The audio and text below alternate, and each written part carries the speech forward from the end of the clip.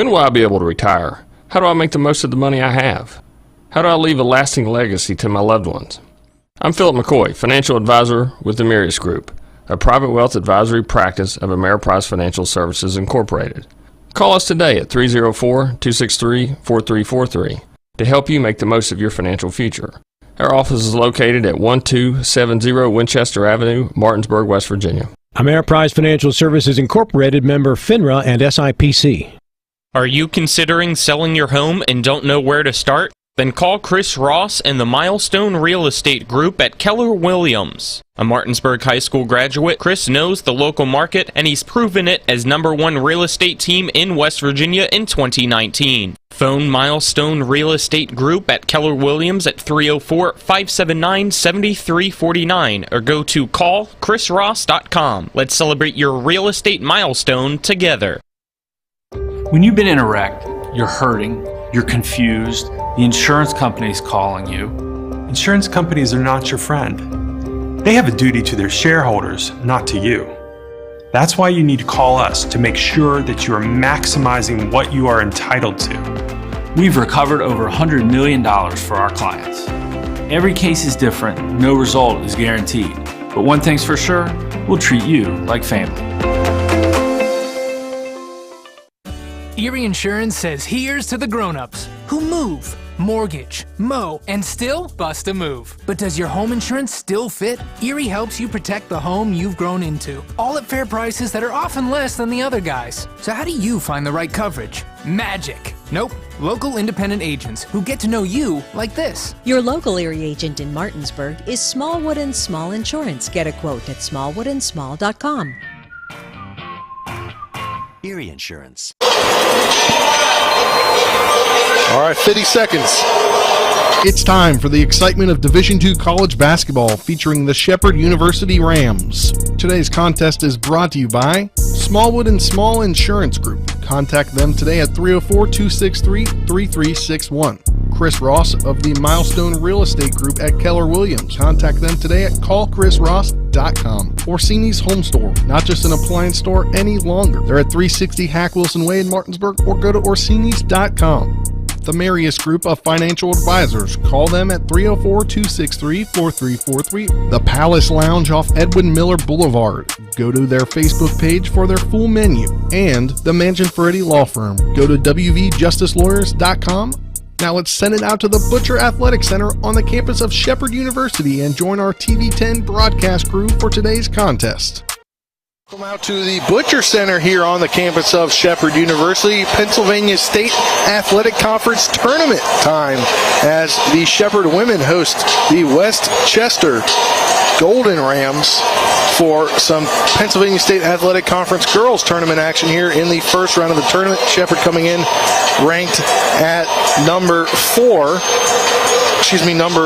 3, taking on the number 6 seed Westchester. Spencer Puinick, Verzolini, our intern Avery Newport running camera. Colin McLaughlin back in the studio. Happy to have you with us here on this Monday evening as you're ready for some Pennsylvania State Athletic Conference tournament action on TV10, WRNR TV on YouTube, as well as the Pennsylvania State Athletic Conference Digital Network. Between two teams here that have kind of the same mascot. Yeah, kind of, and this is the Headbutting Bowl, as I've kind of nicknamed it over since we started doing football, and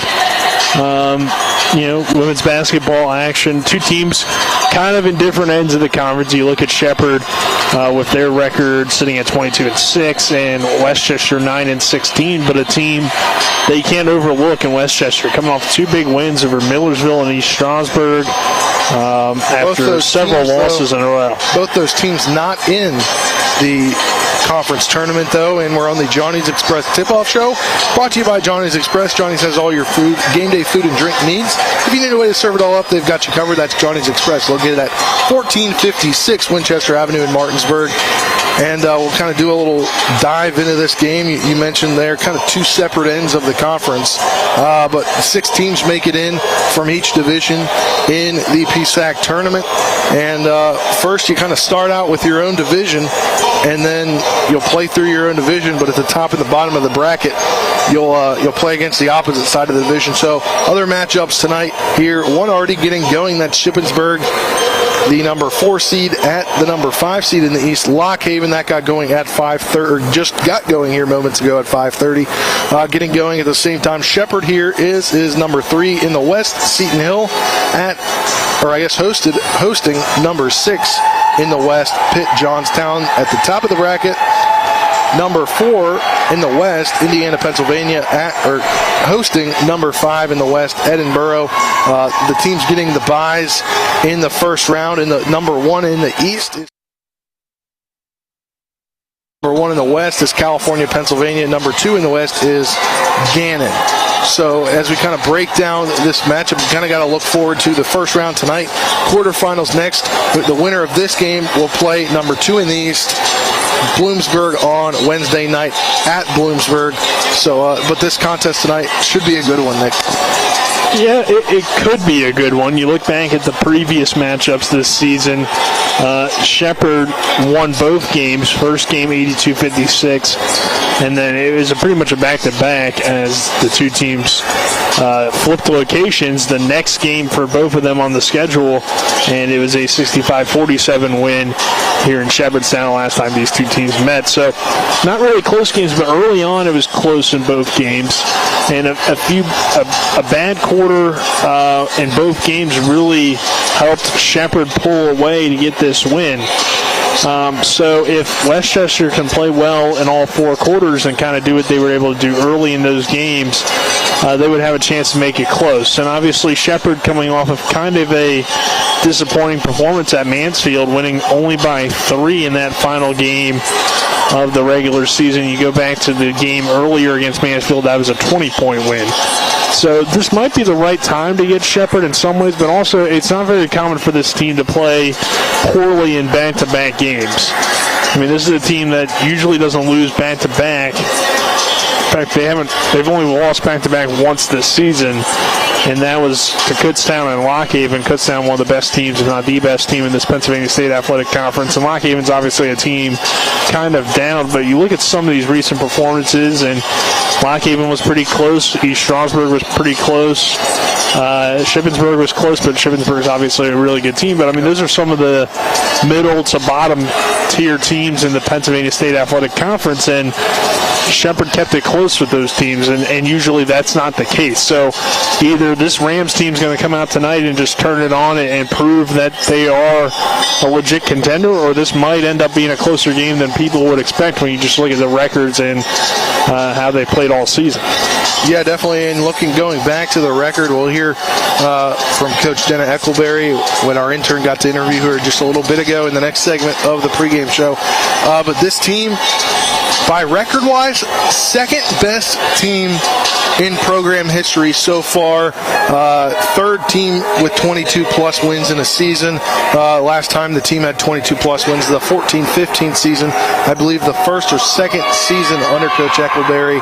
And then in 2007-2008, they went 24-7 in the Sweet 16 appearance they had back in the 2007-2008 season. So going for win number 23, second most all time, but overall right now sitting at 22-6, has the second best record of all time. Yeah, and while that's something obviously that's kind of in the back of Shepherd's mind, the main focus is winning the conference tournament. Now obviously if they do that, they'll break the record, but when it comes to records and all that, that's just for the history books, right? You want to win now. You want to take care of business today. And I think that's how Coach Eckleberry is approaching this game, and how her team is approaching this game. Is this is now a new season. So everything that you've done in the past is in the past. it all matters on what you do tonight, because if Shepherd loses this game tonight, they very well may be sitting on the outside looking in at the NCAA tournament. Yeah, because if you lose in this region, though you're ranked the last time that it was updated last week, I believe ranked at number 4. I mean, if you lose to a number 6 seed here in the conference tournament, you're probably out. There's a good chance you fall out. So you need to at least win this game tonight to secure your spot, but that even doesn't necessarily secure it, depending on how other teams do. You probably need to make it to the semifinals. Yeah. I would say that would put you at a good spot. To almost lock it up, I feel like you need to at least make it to the semifinal, because you got 4 teams in the semifinal, obviously, from your conference. And all the teams, Kutztown, Gannon, California, Bloomsburg, I believe, all ranked in the top 10. So definitely going to be a close one where Shepherd has to continue to win in order to make the tournament. Yeah, and so that's why you got to really take it one game at a time, and you can't look too far ahead if you're Shepherd, because nothing's guaranteed at this point, and you need to, like I said, kind of forget what's happened in the past, because everything leading up until this moment, now it's time to prove how good your team is. Heading into the year, we expected Shepherd to be either around this spot or maybe even a little bit better, but now you have an opportunity to win the conference, and it comes down to who's going to play the best this week. And you want your team to be, like you said, at least in those semifinals, to push yourself in a pretty good position in terms of how others will view you as a team in the Pennsylvania State Athletic Conference. It's a pretty tough conference. You definitely do. And with that, we'll take our first break of the day here on the pregame show, brought to you by Johnny's Express. Johnny's has all your game day food and drink needs. And if you need a way to start it off, they've got you covered as well. That's Johnny's Express, located at 1456 Winchester Avenue in Martinsburg. You're tuned in to Shepherd Hoops on TV 10. We'll be back. The Palace Lounge in Martinsburg has a brand new list of daily specials. Monday, stop on in for burger night, or enjoy a nice juicy steak every Tuesday and Wednesday. The Palace Lounge also offers freshly steamed shrimp Thursdays and chef specials every Friday and Saturday. Sunday is all-day breakfast, and there are drink specials daily too. So come enjoy the Palace Lounge. You can find them on Facebook or call 304-267-7520. The Palace Lounge is located at 1350 Edwin Miller Boulevard.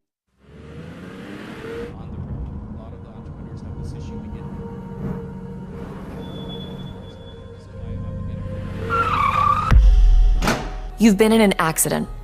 A distracted driver put texting over safety. Your injuries, loss of income, and medical bills can last a long time, even a lifetime. Our job is to try and secure justice that will protect you and your family for the rest of your life. Mansion Ferretti, when you need justice. A reputation for caring, a legacy of service. At Brown Funeral Homes and Cremations, it's been our story since 1880. A family-owned business, we support the needs and wishes of families. We offer traditional services, as well as many options for cremation, customized remembrances, and pre-planning.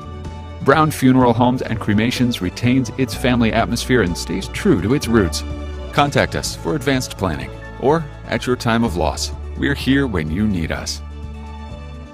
Are you considering selling your home and don't know where to start? Then call Chris Ross and the Milestone Real Estate Group at Keller Williams. A Martinsburg High School graduate, Chris knows the local market, and he's proven it as #1 real estate team in West Virginia in 2019. Phone Milestone Real Estate Group at Keller Williams at 304-579-7349 or go to callchrisross.com. Let's celebrate your real estate milestone together.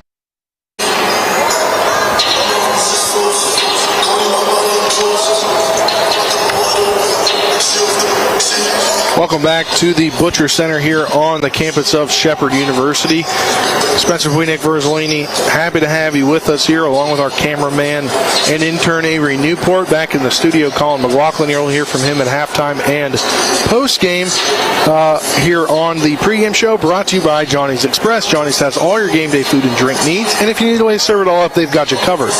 That's Johnny's Express, located at 1456 Winchester Avenue in Martinsburg. We'll now have the coach's interview portion of tonight's broadcast, and our intern Avery Newport caught up with head coach for the Shepherd women's hoops team, Jenna Eckleberry. All right, guys, I am here with Shepherd Rams women's basketball head coach Jenna Eckleberry. Coach, your team won on Saturday on the road against Mansfield. How did it feel to close out the regular season with a resounding road win? Yeah, it was definitely a grind-out type of win, but it is always good to end on a good note. We had to definitely work for it, and I think it's just a reminder that we can't just show up and expect to win because we're at Shepherd and we have 22 wins. We know every team's out to get us, and now it's do or die. You mentioned 22 wins, one of the greatest seasons in school history. You're inching ever so closer to that 24-win mark set by the 2007-2008 team. Tell me how it feels to be that close to setting history at Shepherd. Oh, it feels good. I'm not really one about records and history and all that. I just know how special this team is and how hard they've worked. So it just is a testament to them and the time that they put in, not just from preseason on, but over the summer to prepare for this season. Now let's go back to that Mansfield game. Sydney Clayton had one of the great games of her career, 34 points, carried the team the entire way. Tell me about her performance and how you feel she's going to impact the team moving forward in the playoff chase. Oh, I hope she goes for 40 tonight, but she's so dominant. She can shoot from the outside. Obviously, she can post up, and then she can bring her defender out and go around her. She's a triple threat, and she's a leader. She's a fifth-year player, so we're going to look to ride her shoulders like we have many times in the last 5 years. Now let's talk about this Westchester team. You've beaten them twice so far this year. They've got a great point guard, Leah Johnson. Tell me how you guys plan on trying to slow her down. You nailed it. We're trying to slow her down. She is a great player. She's going to get her points, and we'll just hope that every shot that she takes is contested. She's another triple threat player. She can do it all, but we think we have a good game plan. But we know she's going to score, but we're just going to try to contain her and keep the ball out of her hands as much as possible. Now, if you win today, you advance further into the PSAC conference tournament. If you win today, you'd play Bloomsburg in the second round. They're the second-ranked team in the conference, but again, they've been a team that's played tough this year. Are you looking forward to that game, or are you focused more on just trying to get your business done today and move on to the next? Yeah, you're not going to hear me speak anything about anything except the game tonight. We know we got a challenge ahead of us. It's hard to beat a team 3 times in a year. This team's hot coming in, but we got to take care of business tonight, and then I'll answer any questions later. What are some keys tonight for your team to win and advance in the tournament, Coach? I think from top to bottom, we do have the better players, but we got to execute our game plan. They're going to try to slow down the game, and that's not what we like to do. So we got to play at our pace, our tempo. We got to take care of the ball. You look at the games that we struggled or we lost, and we were just careless with the ball. So we know what the game plan's coming in. We know what we're going to get from Westchester, but once again, it's who's going to execute the game plan better. All right, thanks, Coach. Good luck tonight. Thank you very much. All right, that was our intern Avery Newport with the interview with head coach for the Shepherd women's basketball team, Jenna Eckleberry. The interviews are brought to you by Orsini's Home Store, not just an appliance store any longer, located at 360 Hackles Way in Martinsburg.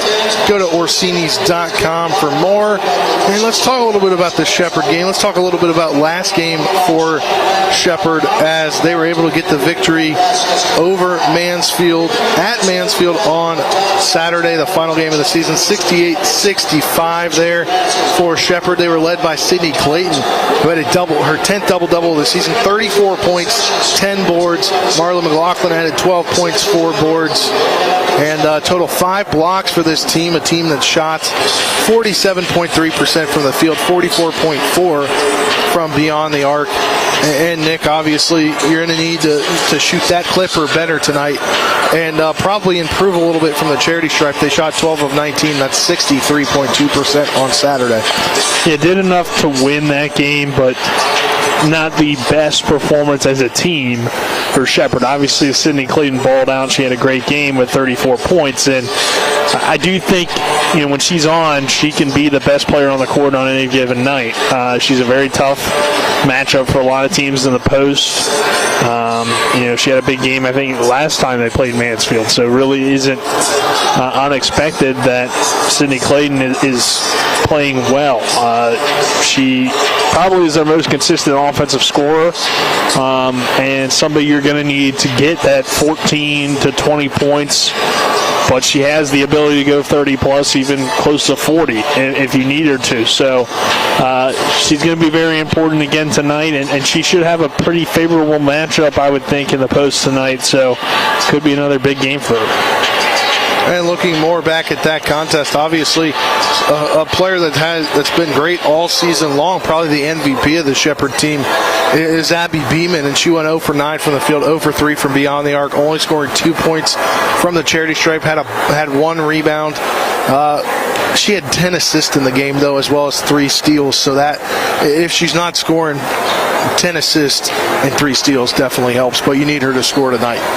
Yeah, she's the best passer in the country. She leads the nation in assists, now at 218 on the season, and assists per game. So that's something that Abby Beeman can do. She doesn't need to score 25-plus or 20-plus every game, even though she has the ability, averaging about 19 points per game, to do that. But she doesn't have to. She can facilitate. She can get her teammates involved and be just as effective. And that is a real strength of Abby Beeman, and something that Shepherd will need tonight, and something that Westchester will need to slow down if they want to win tonight, because if you can stop Abby Beeman's effect on the game, you don't have to stop her scoring necessarily, or that doesn't necessarily mean that she's scoring, but you need to stop her effect. So she needs to be in foul trouble. She needs to be on the bench. That's the only way she can't affect the game, because whether she's the priority defensively for you to slow her down, then she's going to find her teammates, or whether it's her in transition making plays for herself and her teammates, it doesn't matter. You just need to take her out of the game if you want to have a good chance to win tonight if you're Westchester. Yeah, definitely. And, continuing back to that ball game, Shepherd had a 36-30 deficit at halftime, and that 22-point third quarter, only giving up 14, was really the catalyst in the victory, where they had a 3-point victory. Yeah, that was a good quarter. And we look back at the game we had in the Shippensburg game. I mean, Shepherd was down right before halftime, like 10-plus points, and then went on that run and played well in a game that was really back and forth throughout. So that's kind of how the last 2 games have gone for the Rams. Haven't had a blowout win since the Millersville game, and really consistently haven't been winning in double digits in a while. They've been playing a lot of close games, but that's expected, right? I mean, this is the month of February. This is right before March. It's now the beginning of the tournament. This is when games are going to get tough, and when you're going to get every team's best shot. Yeah, you definitely are. And 36 points in the paint for the Rams, 13 points off turnovers, 4 second chance points, 9 fast break points, 10 points coming from the bench. They gave up 38 points in the paint, so just a 2-point lead there. 1-point deficit in points off turnovers, giving up 14, 22 second chance points there for Mansfield on Saturday, 4 fast break points, 24 bench points. So you want to be better when it comes to the offensive glass and the defensive glass, because you're giving up 22 points off of the defensive glass there in that ball game. And you look at the season numbers for Shepherd in terms of rebounding, and they've lost the battle only by 2, but they have lost to their opponents about 37 rebounds compared to their 35 per game, so -2 rebound margin. So that has been a little bit of an issue, but like you said, it was a big issue for the Rams against Mansfield, and Westchester will need to do a better job rebounding tonight, because last time these 2 teams played, Shepherd won the rebounding battle 44-27. And there you go. There's a key stat there, and we'll do right now is we'll step aside for a 2-minute break. When we come back, we'll have Nick's keys to the game players keeping an eye out for, as well as the starting lineups. That's next. After this 2-minute break, you're tuning to Shepherd Hoops on TV 10. Hi, this is Lauren from Orsini's right here in Martinsburg. Grilling is not just for the boys. We are a Platinum Traeger dealer carrying the Pro Series all the way up to the Timberline Series. We have every flavor of wood pellets along with accessories, rubs, sauces. Not just Traeger, we carry Utz, Meat Church, Lanes, and Dizzy Pig. We also carry a full line of Yeti products. Orsini's has everything to complete your backyard. Visit us at 360 Hack Wilson Way or at Orsinis.com. When you've been in a wreck, you're hurting, you're confused, the insurance company's calling you. Insurance companies are not your friend. They have a duty to their shareholders, not to you. That's why you need to call us to make sure that you are maximizing what you are entitled to. We've recovered over $100 million for our clients. Every case is different, no result is guaranteed. But one thing's for sure, we'll treat you like family. Erie Insurance says here's to the grown-ups who move, mortgage, mow, and still bust a move. But does your home insurance still fit? Erie helps you protect the home you've grown into, all at fair prices that are often less than the other guys. So how do you find the right coverage? Magic. Nope. Local independent agents who get to know you like this. Your local Erie agent in Martinsburg is Smallwood & Small Insurance. Get a quote at smallwoodandsmall.com. Erie Insurance. The Palace Lounge in Martinsburg has a brand new list of daily specials. Monday, stop on in for burger night or enjoy a nice juicy steak every Tuesday and Wednesday. The Palace Lounge also offers freshly steamed shrimp Thursdays and chef specials every Friday and Saturday. Sunday is all-day breakfast and there are drink specials daily too. So come enjoy the Palace Lounge. You can find them on Facebook or call 304-267-7520. The Palace Lounge is located at 1350 Edwin Miller Boulevard. Welcome back to the Butcher Center here on the campus of Shepherd University. Spencer Dupuis, Nick Verzolini, happy to have you with us. And our cameraman tonight is our intern, Avery Newport. Back in the studio is Colin McLaughlin running things for us back there. You'll hear from him at halftime as well as at the conclusion of the ball game. But now on this final segment of the Johnny's Express tip-off show, brought to you by Johnny's Express. Johnny's has all your game day food and drink needs. If you need a way to serve it all up, they've got you covered. That is Johnny's Express, located at 1456 Winchester Avenue in Martinsburg. We've now come to the keys to the game. Players, keep an eye out for section of the pregame show, brought to you by CMA's Honda of Winchester, 3985 Valley Pike. CMA moving lives forward. Nick, first for the visitors, Westchester. Well, I think their player has got to be Leah Johnson, a player that averages 16 points per game to lead the team. She has 132 assists this season and 8 rebounds. She is definitely their best overall player and somebody that Shepherd has to be aware of tonight whenever she's on the floor. And then some keys for them, they have to contain Abby Beeman, right? We talked about it just a few moments ago. She's what makes the Shepherd team go and play at a high level. So if you contain Beeman, you have a chance, whether that be get her in foul trouble or just make her uncomfortable and force up some bad shots. Whatever it is, you got to find a way to contain her. And to do that, I think you got to try some different defenses. We talked to Coach Eichelberry a few weeks ago, and that's what she expects, right? Some different defenses, some stuff you're not used to seeing. So maybe a 1-3-1, a box-and-1, etc. You know, whatever you feel like can throw off this Shepherd offense, because it is a high-powered offense. And we mentioned the rebounding battle too, getting out rebounded last time they played the Rams 44-27. So you got to get it on the glass and you got to rebound. And then for the Shepherd Rams, I think your player has to be Abby Beeman. She is coming off of a poor performance. Last time she had single-digit scoring. She came back the next night and scored 18. On the year, she scored 44 in the 2 games, 44 points combined in the 2 games against Westchester this season. And the Rams got to be ready for those different looks that they are expecting to see and just play a complete game and don't overlook this Westchester team, because it seemed like you might have overlooked Mansfield a little bit and they kept it close. And you just don't want that kind of situation. We saw Lockhaven upset the Shepherd team. So, you know, now it's when you forget about the records, you throw that out the window, and you just play basketball at your highest ability and have an opportunity to set the tone for the tournament, because a win tonight, and especially if it's a dominating win, puts you right in contention, I think, for the conference championship. Yeah, it definitely does, and those were your keys to the game. Did you give your players for both teams? Yeah. All right, there you go. Keys to the game, players to look out for, brought to you by CMA's Honda of Winchester, located at 3985 Valley Pike. CMA moving lives forward. We're now moved to the Modern Renovations starting lineups. West Virginia homeowners trust the experts at Modern Renovations Floor Roofing. Call them at 304-564-6317 to schedule your free estimate or visit mymodernrenovations.com. We will start with the visitors, Westchester, starting at guard, number 0, the 5'8" sophomore out of Collegeville, Pennsylvania, Abby Penjuk. Number 3, a 5'5" sophomore guard out of Columbus, New Jersey, Leah Johnson. Starting at another guard position, the 5'7" junior out of Bethlehem, Pennsylvania. Number 4, Kyra Johnson. At the other guard position, a 5'7"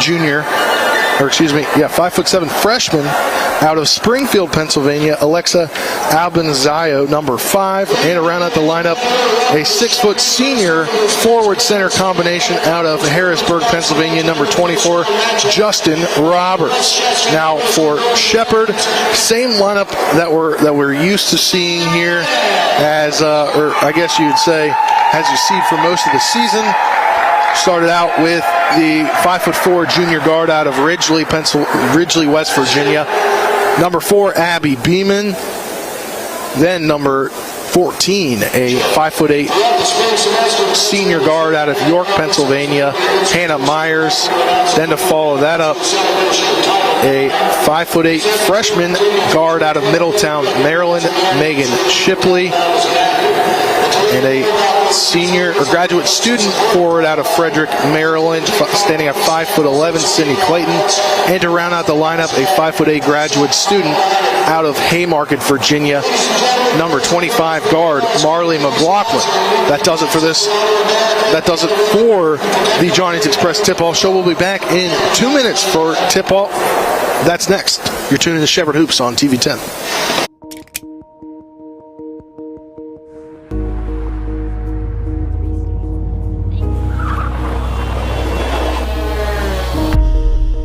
You've been in an accident.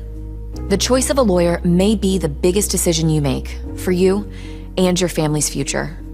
At Mansion Ferretti, we offer a free consultation and no fees until we win your case. Call us today and protect your future. Mansion Ferretti, when you need justice. If you're in an accident, the first thing that you have to do is call 911. You have to get medical care immediately. The next thing you need to do is call us. When you hire us at the Skinner Law Firm, what we do is we are going to investigate your case, and we're going to lay out the options that you have, all at no cost to you. We will use all of our resources and all of our experience to get you what you deserve. That's what we mean by treating you like family. Erie Insurance says here's to the grown-ups who move, mortgage, mow, and still bust a move. But does your home insurance still fit? Erie helps you protect the home you've grown into, all at fair prices that are often less than the other guys. So how do you find the right coverage? Magic. Nope. Local independent agents who get to know you like this. Your local Erie agent in Martinsburg is Smallwood & Small Insurance. Get a quote at smallwoodandsmall.com. Erie Insurance. Hi, my name's Corey, and I'm here at Orsini's in beautiful Martinsburg, West Virginia. We no longer specialize in only appliances. We have kitchen design, countertops, cabinets, flooring, and even a new 1,200 square foot sleep studio with brands such as Stearns & Foster, Sealy, and Tempur-Pedic. 304-267-7251, 360 Hack Wilson Way in Martinsburg. We price match the big box stores, and we give back to our local community. Orsini's.com.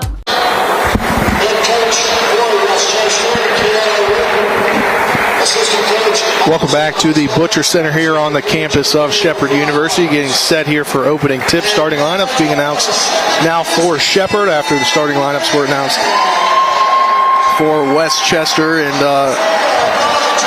Nick, as we mentioned, Shepherd got the victory in both of these games against the opponents this season. The most recent one on February 2nd, a 65-47 victory for Shepherd, a 25-point fourth quarter, 20-plus point quarters to start the game off, 21, and end it with 25. Shepherd, though, they played them now 4 total times, undefeated against them. Yeah, and you look at things on paper, and it looks like Shepherd holds a big advantage tonight, right?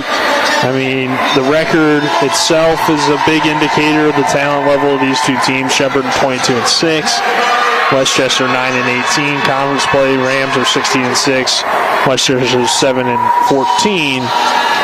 But recent play for the Rams have kind of struggled a little bit against some of these middle-of-the-pack teams in the conference, so it's important for them to not overlook this Westchester team that's going to give it their all, because they know they have to win the conference tournament to have any chance at making it to the NCAA tournament. Yeah, definitely, and get ready for opening tip.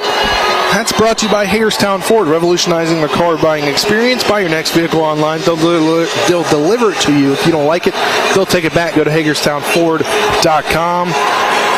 First quarter brought to you in part by Chris Ross and Milestone Real Estate Group at Keller Williams. Buying or selling a home? Call 304-579-7349 or go to callchrisross.com. Tip 1 and back for there by Westchester as Johnson has it. She passes it over there to Jefferson. Jefferson out back over to, now to Penjuke. Down low to Roberts.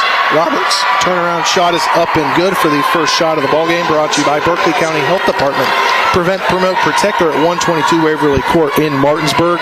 Call 304-263-5131 as Westchester already out to a 2-0 lead here with 9:25 left. Sydney Clayton's first shot, layup is up, no good. Rebounded there by Myers. Now a shot from McLaughlin on from three, no good. Going back the other way now is Mansfield with the rebound. There was Abanzaro.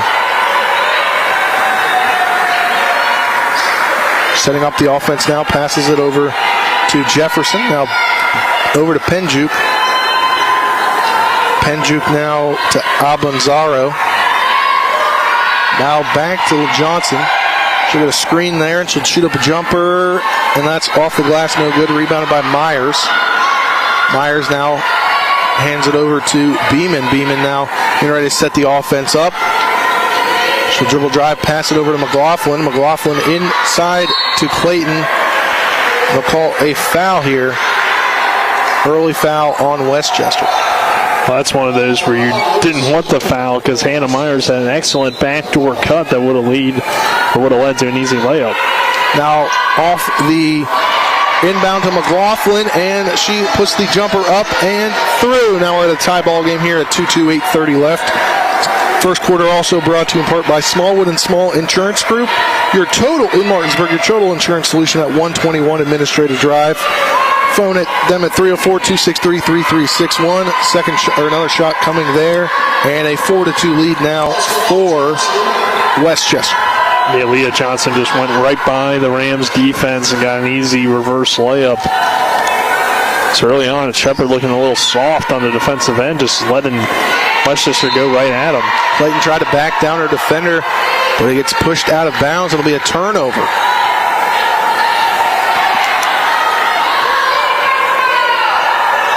The first turnover of the ball game. Johnson now.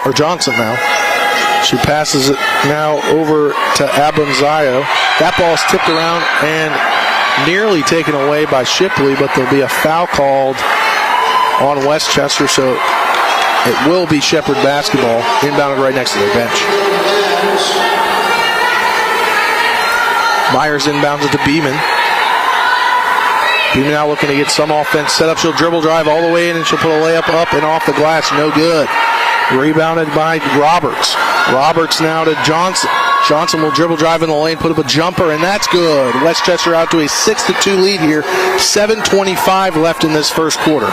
Yeah, it was a tough shot, but Johnson was able to fade away over the taller Clayton and get the shot off. And Shepherd goes right down the court and scores points. It's now 6-4 after Sidney Clayton's layup is up and good. What the Rams needed, Nick. Yeah, they need to establish Sidney Clayton in this ball game. She'll have the advantage in the post.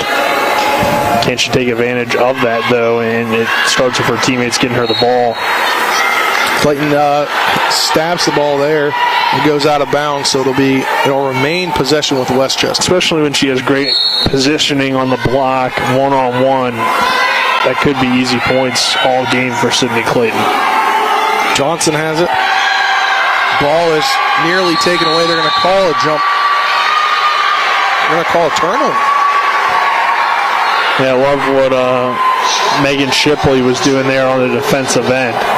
Just all over the basketball. That's back-to-back possessions where she's forced turnovers for the Rams. And that's just good play. Now she passes it down low to McLaughlin. McLaughlin then has to pass it over to Clayton. Now back to Shipley. Now to Beeman at the top of the key. She'll dribble drive, pass it to Myers. Myers try to lay it off the glass and no good. Too strong. Going back the other way now. It was a great cut by Hannah Myers. She just didn't finish the easy layup. Jefferson now at the top of the key. Trying to set something up offensively. She passes it over to Abanzayo. Now she'll pass it. The ball gets deflected around and out of bounds as Hannah Myers there to break up the pass. Possession will remain with Westchester. Westchester has to throw smarter, harder passes because the Rams are trying to jump the passing lanes early on and force turnovers. Johnson now. Ball's taken away by Myers, going back the other way now. She'll hand it off to Clayton. Clayton will get back possession, try to shoot the layup, and that one's again off the glass. Shepherd's left too many layups off the glass so far today, Nick. Yeah, it's back-to-back opportunities where you should probably get 2 points on the board. You'd be leading if you were able to knock those down. Jefferson has it now inside to Roberts. And Shepherd playing great defense as the ball goes out of bounds and will remain with Westchester. Early on, I think. I've been saying that a lot early on. Well, the first few possessions, I was kind of questioning the Shepherd toughness, especially inside. But since then, they are crashing down on the basketball and getting their hands all over the basketball and forcing some turnovers. It's 3 on the way. It's airballed and a rebound there by Johnson's put up and no good. Now Clayton with the rebound. Beeman now over to Clayton, but she traveled. Just barely traveled there before she gets a shot up. Another turnover for Shepherd. Early on, Shepherd now shooting just 2 for 7 from the field and 0 for 1 from beyond the arc. Honestly, Sydney Clayton probably makes that shot, though. She took a dribble to get into her shot. It would have been an easier release for her. But just didn't have good footing, I guess, when she caught the ball. Johnson now. She'll dribble drive in, put that one off the side of the backboard. Beeman now going right the other way. She'll shoot a jumper. That one's off the mark, no good. Going back the other way. Johnson now. She'll shoot a jumper. That's off the mark, no good. Rebounded by Clayton. McLaughlin to Beeman. Beeman now. Pass to Shipley down low. Then a Myers extra pass. Her shot's blocked. She gets her own rebound. And surprised they didn't call a kickball there, but it'll be going back the other way now with Johnson. Slow it down here. And Shepherd's been playing pretty good defense because it really could be down probably by a few possessions now if it hadn't been playing good defense. Yeah, just got to execute on the offensive end early on. 3 on the way from Penjukes, no good. Rebounded there by Beeman. Because Shepherd now has had back-to-back fast breaks where they got a good look and couldn't finish, and that's like the 4th time in this first quarter where they've gotten some good looks and couldn't make the shots. Myers now jumpers on the way, no good. Rebounded there by Roberts.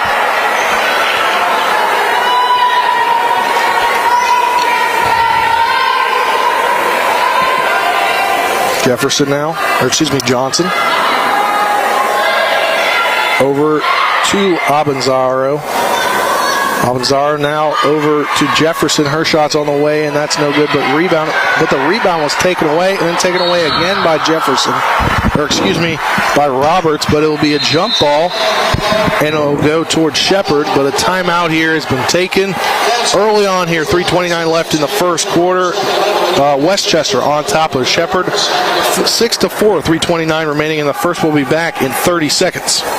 When will I be able to retire? How do I make the most of the money I have? How do I leave a lasting legacy to my loved ones? I'm Philip McCoy, financial advisor with the Mirius Group, a private wealth advisory practice of Ameriprise Financial Services Incorporated. Call us today at 304-263-4343 to help you make the most of your financial future. Our office is located at 1270 Winchester Avenue, Martinsburg, West Virginia. Ameriprise Financial Services Incorporated, member FINRA and SIPC. Welcome back to the Butcher Center here on the campus of Shepherd University for some Pennsylvania State Athletic Conference women's basketball tournament action here in the first round between Westchester and Shepherd, as Nick likes to call it, the headbutting bowl. Two teams with Ram mascots. So far it's been pretty even on the scoreboard. I think Shepherd's just maybe a little bit off their game early on because they've had some good looks at the basket but haven't finished those, and Westchester got off to a great start on their first few possessions, but as of late haven't really done much, so we kind of hit like a stalemate. It's like the both horns are just lodged together. Westchester on top 6-4. McLaughlin with a jumper, that's no good. Getting the rebound there was Penjuk. She'll pass it now over to Jefferson. Now to Johnson. Johnson has been running the offense for the most part so far. She'll pass it now over to Abenzio. She'll get a screen, and a jumper is in and out, no good, but rebounded there by Nancy Ruff. Well, I guess taken away now by Shepherd. She had the ball in her hand for a second. Beeman now looking to get Shepherd back on the board. A deep three from Beeman on the way, and that's no good. Shipley, though, gets the rebound over to Clayton. Now back to Beeman. Beeman now back to Clayton. She'll put that one up, and no good. And fighting for the rebound as it goes out of bounds will remain Shepherd basketball. As Maddie White checks in for Hannah Myers. Saw that a lot in the senior night game. They were going in and out for each other, and Maddie White had about, I think, 30 minutes in that ballgame. Yeah, they're both very similar players. They're going to play good defense for you, have some effort. Beeman in to Clayton, no good. Her shot's no good. Now rebounded by Sarah Holeg. Johnson running the offense here. Pass it to Holeg. Then back to Johnson. She'll dribble drive in, and she'll pick up her dribble, now passing it over to Jefferson. Her shot's through, so Westchester now opens up a two-possession lead here, 8-4, as we near the end of the first quarter. A very low-scoring ball game here at the Butcher Center. A three on the way from McLaughlin. That's no good. Rebounded there by Holeg. Now down low to Penjuk is no good. Shipley gets the rebound. She'll pass it to Beeman. Shepherd really needs to slow it down here. A three on the way from McLaughlin. That's not through. Rebounded there by Penjuk. Seems like too much back and forth. Too fast, not settling into an offense. I mean, they're getting good shots. Just early on, the shots aren't falling. It's like there's a lid on the hoop. Yeah, I think Shepherd will be okay. Three on the way from Holeg is no good. Rims in and out. Beeman now has it. She'll shoot a deep three. That one's through. Beeman finally gets in the scoring column here. Now it's a 1-point game, under a minute left in this quarter, 8-7. Shepherd down. I mean, that's probably the worst shot of the quarter, right? It's the one that goes in for Abby Beeman, it seems like. She can make those difficult shots, though, so every shot she takes is I guess, approved from the coaching staff. Steal there by Clayton. Beeman going back the other way. She'll pass to Shipley. Shipley tries to lay that up. No good, but Beeman there for the rebound. She lays that one up and in off the putback. Shepherd on top 9-8 in this very low-scoring first opening quarter in the Butcher Center, and Johnson will look to wait for the last shot as the shot clock is off. She passes it over to Jefferson. Jefferson now dribble drives in. Her shot is up and straight through. Under 8 seconds now. Into Shipley. Now back to Beeman. Beeman shoot a jumper, and that's through. We see another Abby Beeman first quarter buzzer-beating three. Saw that when we were here last week, Nick. And an Abby Beeman run, a little 8-0 run of Abby Beeman points. And that's why she is so important. Westchester needs to know where she's at all times, because she is what gets Shepherd going. And now the Rams are on top after it looked like they were going to be down at the end of the quarter. There we go. Shepherd on top, 12-10 here. We'll be back for the second quarter next. You're tuning in to Shepherd Women's Hoops on TV 10. Are you considering selling your home and don't know where to start? Then call Chris Ross and the Milestone Real Estate Group at Keller Williams. A Martinsburg High School graduate, Chris knows the local market, and he's proven it as #1 real estate team in West Virginia in 2019. Phone Milestone Real Estate Group at Keller Williams at 304-579-7349 or go to callchrisross.com. Let's celebrate your real estate milestone together. When you've been in a wreck, you're hurting, you're confused, the insurance company's calling you. Insurance companies are not your friend. They have a duty to their shareholders, not to you.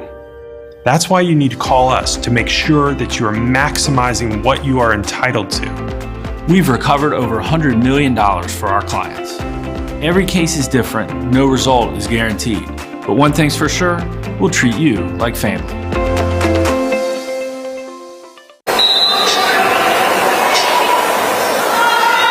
Welcome back to the Butcher Center here. Shepherd on top, 12-10 over Westchester as we start the second quarter. In the first round of the PSAC Women's Basketball Tournament, a shot there on the way from Roberts. That is straight through. So a tie ball game here at 12. Three-pointer on the way from Beeman, and that's in! An 11-0 run by Abby Beeman, Nick. And that was a nasty step back by Abby Beeman. And I wasn't sure if the shot was going to go, but the move was already good enough, and then the shot just finished it off. Try to answer on the other end, and Holwick does with the three. Tied up at 15 here. Beeman now passes over to Jordan Smith, who entered the ball game. Two bigs in the ball game for Shepherd. Beeman now passes it over to McLaughlin. McLaughlin down to White. Now to Clayton. Back to Beeman. Beeman will dribble drive. She'll pass it off to Clayton. That shot is no good. Fighting for the rebound. It's Clayton. And she'll get it. And it didn't count, but Beeman nailed another three. Yeah. And it'll be a foul on Shepherd, yeah. I think now might be the time, if you're Westchester, you got anything in your bag defensively in terms of some different looks, because Abby Beeman is heating up, and that is not where you want to be. But she's also really the only person hurting you. So until McLaughlin and Clayton start doing something, I'd maybe go to a box and one or just a different look to throw Shepherd off its game offensively. Tie ball game here at 15. Johnson now over to Holwig for another three. That's off the mark, no good. Rebounded by McLaughlin. McLaughlin to Beeman. Beeman now running the court, slows it down a little bit. She'll dribble drive in. She'll pass it over to White. Fighting for the ball. It's taken away by Westchester.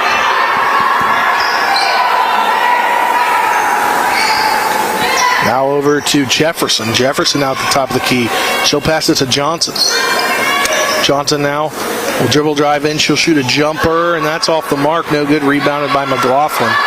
McLaughlin hands off to Beeman here. 7:57 left in this second quarter. Brought to you in part on TV 10 by Modern Renovations. West Virginia homeowners trust the experts at Modern Renovations. For roofing, call them at 304-564-6317 to schedule your free estimate or visit mymodernrenovations.com.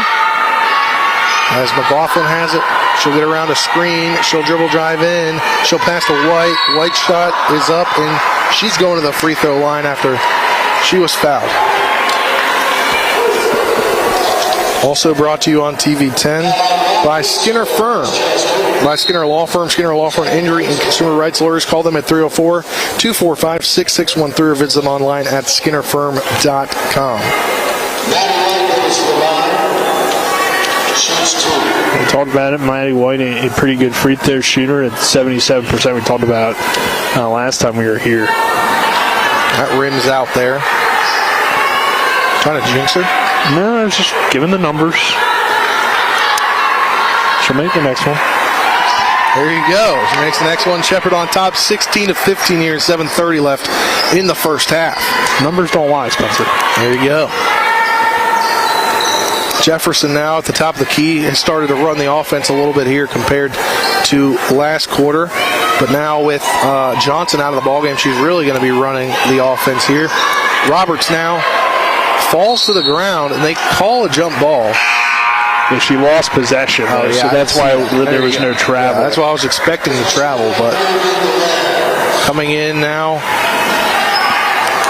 is Maya Carter, the freshman out of Harrisburg, Pennsylvania, forward center combo, 6'1". Beeman has it at the top of the key, passes to McLaughlin. McLaughlin will dribble drive in. She'll put up a layup, but she's fouled, so that one is no good, but she'll go to the line to shoot 2. Jefferson gets the foul, and McLaughlin, 83.7% free throw shooter, going to shoot free throws 99 and 100 on the season. First one is up and good. Shepherd now on top by 2.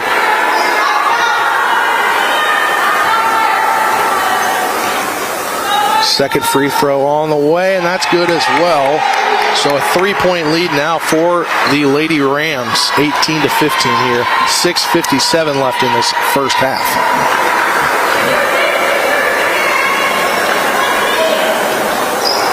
Penjuk has it. She passes now over to Jefferson. Now back out to Carter. Carter now into Bink Redmond. That's a turnover. Beeman will get the ball. Shepherd not worried at all about Redmond as a perimeter shooter, backing off her quite a bit on the defensive end. And she's only shot 9 threes. So Kara Miner's shot is no good, and put it back. Layup is good there for McLaughlin, who got the rebound. And Marley's starting to find her game a little bit in the second quarter with that putback and the foul shots, so could get her going, and which would be good for Shepherd. Well, timeout taken here by Westchester. We'll be back in 30 seconds. You're tuning to Shepherd Hoops on TV 10. Erie Insurance says here's to the grown-ups who move, mortgage, mow, and still bust a move. But does your home insurance still fit? Erie helps you protect the home you've grown into, all at fair prices that are often less than the other guys. So how do you find the right coverage? Magic. Nope. Local independent agents who get to know you like this. Your local Erie agent in Martinsburg is Smallwood & Small Insurance. Get a quote at smallwoodandsmall.com. Erie Insurance.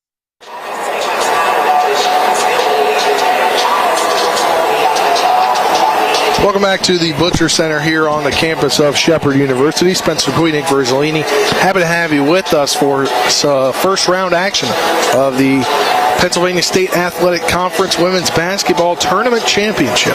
First round action here at the Butcher Center. Shepherd on top of Westchester, 20-15, 6:12 left in the first half of the contest. Our cameraman Avery Newport, and back in the studio, Colin McLaughlin. You'll hear from him during the Mansion Ferretti halftime show.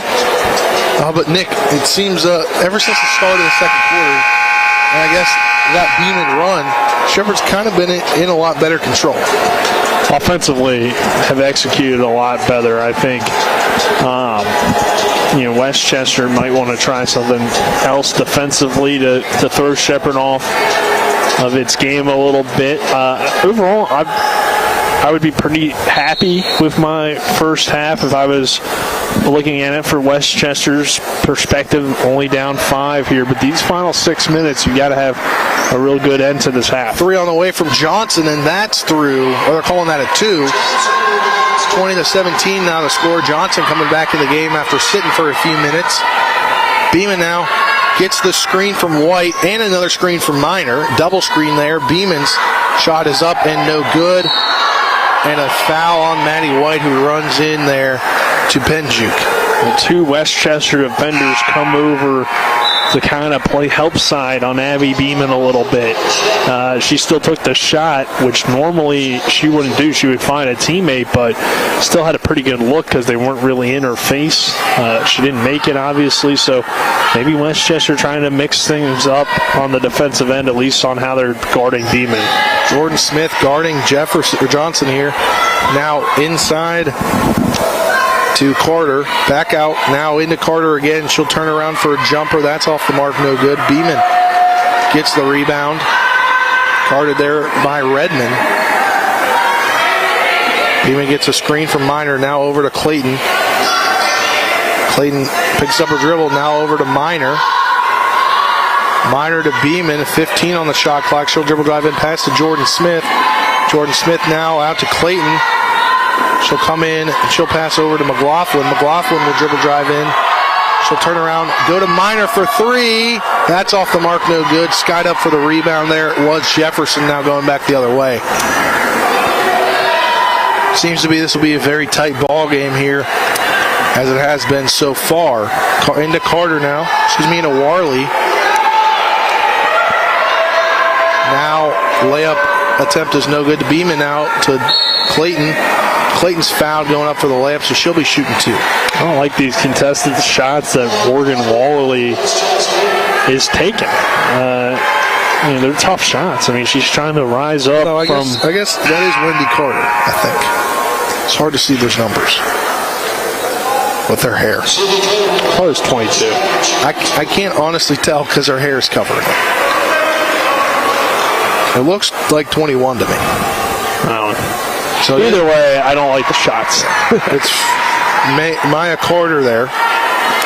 First one there from Clayton is good, so 21-17. Now the score. Clayton's second shot on the way, and that's straight through. 22-17 is now the score. Now coming into the ball game is Rhea Fink. So a lot of bench players coming in so far here for Westchester.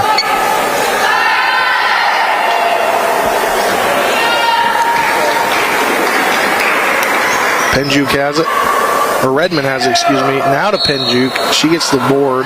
She gets fouled.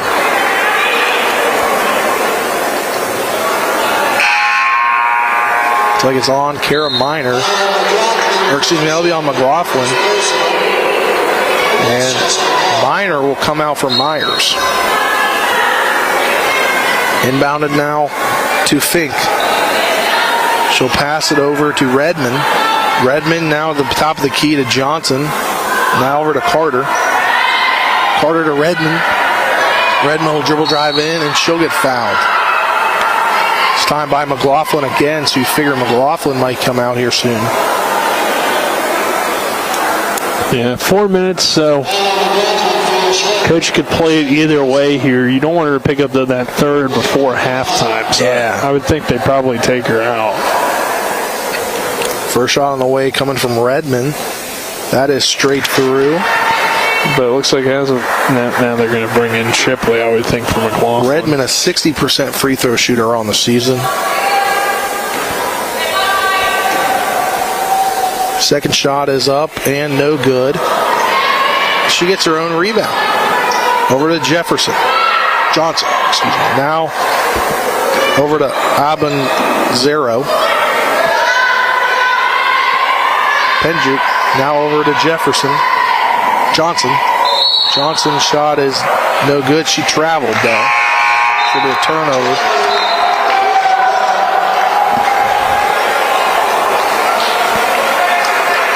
McLaughlin comes out and Shipley comes in.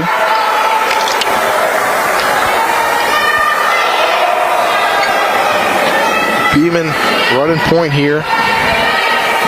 Per usual, passes over to Clayton. Clayton will shoot the jumper. That is off the mark, no good. Rebounded there by Penjuke. Shepherd on top, 22-18 here. 3:34 left in the first half. Now over to Johnson. Johnson guarded by Jordan Smith. Now into Abanzero. That's no good from the shot from Carter, but it gets rebounded there Now coming in is Johnson. Her shot's no good, rebounded by Clayton. Clayton now to Beeman. And she has that taken away by Johnson. Johnson will dribble drive in, pass it down low to Carter. Fink. Fink lays that one up and in. So now it's a 2-point ball game, 22-20, with under 3 minutes left in the first half. Well, Johnson with an excellent pass. I mean, that was a really tough Johnson with an excellent steal, though. Yeah, and an excellent pass. She's doing it on both ends, and that was a really tough angle to get a wide open Fink. Inside to Clayton. She's fouled. Go to the line. Score the field goal, go to the line, and one attempt here. Shepherd now on top by 4, 24-20. 2:37 left in this first half.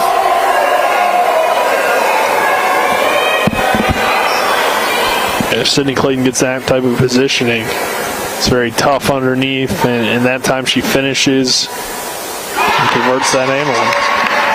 25-20 now, a 5-point lead for the Rams. I like what Shepherd's doing. They're putting Jordan Smith on Johnson. Smith, a very long, tall player that has a really tough matchup, I think, there for Johnson, because she's probably used to being guarded by players like Abby Beeman. And look, another steal there for the Rams. Myers has it. That's a great block. She gets blocked there by Johnson. Could be a candidate for your Cody's Body Shop projection in the ballgame, Nick. Yeah, every time I see a block, it reminds me that I do have those post-game awards that I got to be writing down. I mean, moment, usually second half, I'm good, but good reminder. Beeman inbounded to Clayton. Clayton puts a shot up and in. Score the field goal. She'll go to the line again for another and one attempt. That's Clayton. Well, it was Abby Beeman at the end of the first half that kind of picked up the Shepherd offense when it needed it, and now Sydney Clayton back-to-back possessions getting and one opportunities.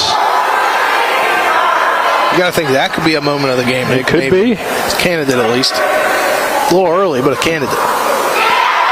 Depends on how Shepherd finishes out this first half. And one attempt there by Clayton is good. 28-20 lead, now an 8-point lead for Shepherd. Johnson shot, interesting jumper shot there, and she makes it. Well, just nobody was around her, so Johnson, while it wasn't your usual spot to shoot from, figured, hey, I'll pull up and knock this down. Somebody's got to step up after she broke the initial defense. She's got 8 points now. Clayton now to Smith. Smith now to Beeman. She'll get the screen from Clayton, and then a jumper is up and no good. Rebounded there by Penjuk. Penjuk will slow down a little bit. She'll pass now to Abanzio.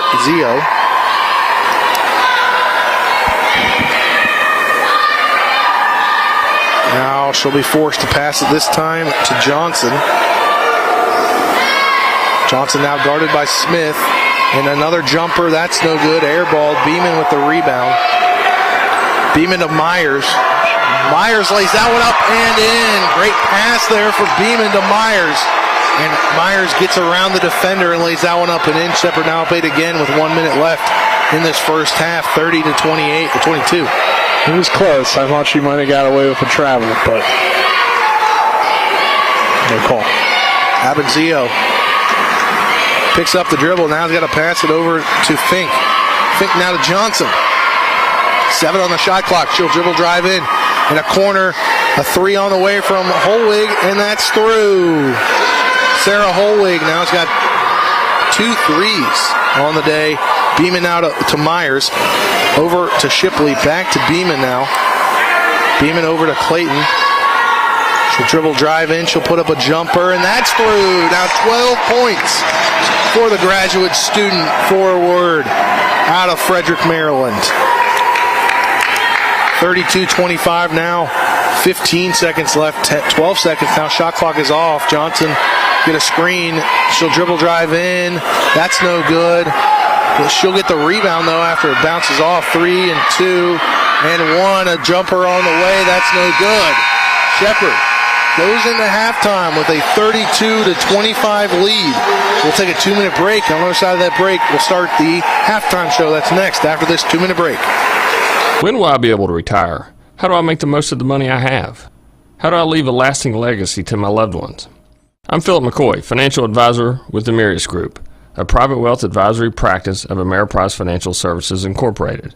Call us today at 304-263-4343 to help you make the most of your financial future.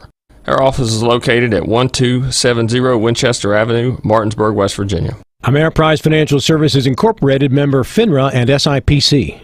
Are you considering selling your home and don't know where to start? Then call Chris Ross and the Milestone Real Estate Group at Keller Williams. A Martinsburg High School graduate, Chris knows the local market, and he's proven it as #1 real estate team in West Virginia in 2019. Phone Milestone Real Estate Group at Keller Williams at 304-579-7349 or go to callchrisross.com. Let's celebrate your real estate milestone together. Hi, this is Lauren from Orsini's right here in Martinsburg. Grilling is not just for the boys. We are a Platinum Traeger dealer carrying the Pro Series all the way up to the Timberline Series. We have every flavor of wood pellets along with accessories, rubs, sauces. Not just Traeger, we carry Utz, Meat Church, Lanes, and Dizzy Pig. We also carry a full line of Yeti products. Orsini's has everything to complete your backyard. Visit us at 360 Hack Wilson Way or at Orsinis.com. The Palace Lounge in Martinsburg has a brand new list of daily specials. Monday, stop on in for burger night or enjoy a nice juicy steak every Tuesday and Wednesday. The Palace Lounge also offers freshly steamed shrimp Thursdays and chef specials every Friday and Saturday. Sunday is all-day breakfast and there are drink specials daily too. So come enjoy the Palace Lounge. You can find them on Facebook or call 304-267-7520. The Palace Lounge is located at 1350 Edwin Miller Boulevard.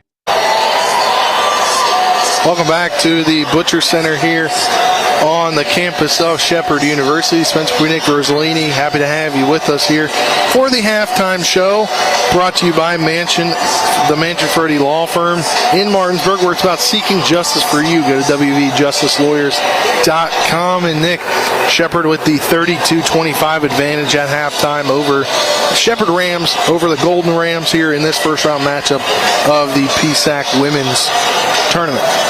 And two individuals had two big stretches that helped Shepherd have this lead. At the end of the first quarter, we saw Abby Beeman finish the quarter on a 12-0 run, and then Sydney Clayton really got things going there in the final 2 minutes or so of that first half, where she just went to work, whether it be in the post, a little hook shot in the lane, kind of an elbow jumper that she hit. So, those two offensively clearly have established themselves, and that will make things very difficult for Westchester, I think, in the second half, because you can't just lock in on Beeman, which they did a better job of in the second quarter, but then Sydney Clayton took over, and then eventually there's a good chance Marley McLaughlin gets going in this game if you start focusing kind of on both of them and leave McLaughlin open. So it makes it very difficult for a team like Westchester that doesn't have a high-powered offense, only average about 60 points per game, while Shepherd averages about 70. And we've seen, too, some great defense on Leah Johnson from the Rams' perspective, the Shepherd Rams, that is, doing a great job on her with Jordan Smith defensively. With that length, that size that she has, and her speed, gives her the ability to guard a smaller player like Johnson and really take her away at points in this ball game. And it seems like Shepherd's content with making the role players step up and beat them, but take Johnson away. And if that continues, the Rams could pull away and win this game. But right now, both teams are playing hard. Both teams are in this one.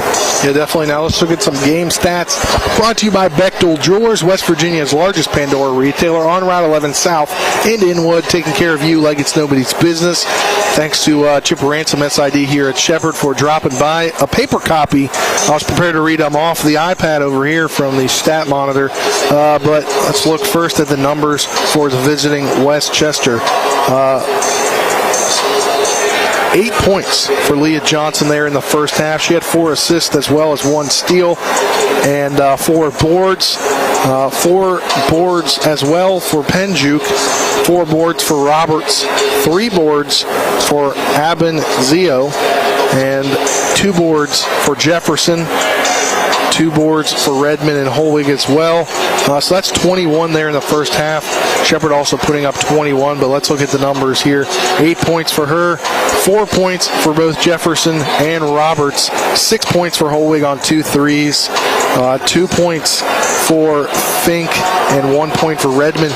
They've got 5 players off the bench there in that first half, so 10 players have been in the ballgame for Westchester. Not a game that you don't usually see Shepherd go 10 deep, at least in games that are close. But looking at the numbers there in the first half, 35.5% from the field, 11 of 31, 2 for 7 from beyond the arc for 28.6%, 1 for 2 from the charity stripe. Now over to Shepherd, 12 points for Clayton, 4 of 10 from the field, 4 for 4 from the charity stripe, 5 rebounds to go along with 1 steal. Right behind her with 11 points, all in an outburst there, is Abby Beeman, 4 of 9 from the field, 3 of 4 from beyond the arc, 6 total rebounds, 3 assists. Then with 6 points, you have Marley McLaughlin. She's 2 for 6 from the charity stripe, 0 for 3 from beyond the arc, though. 2 for 2 from the charity stripe. 2 of 6 from the field. 3 points for Myers. 2 points for Myers, and 1 point there for Maddie White, going 1 of 2 from the charity stripe. 21 total boards there for Shepherd. Leading the way is Beeman, then Clayton right behind her. 3 for Myers, 2 for Shipley and McLaughlin.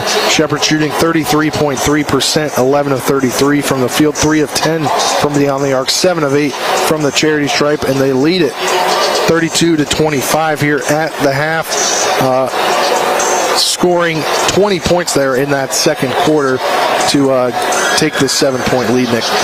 Yeah, that first quarter is rough for Shepherd, even though they had the lead. They're 5 of 20 in the first quarter shooting. A few things that stand out, though, I think Leah Johnson's 4 turnovers here at the half, and her shooting 4 of 13. Give credit for Jordan Smith in particular for the defense, but also at times Megan Shipley helping out. Both of them have done a good job on Johnson, holding her down. And that's been a real key to this first half, I think, for Shepherd, especially taking her away.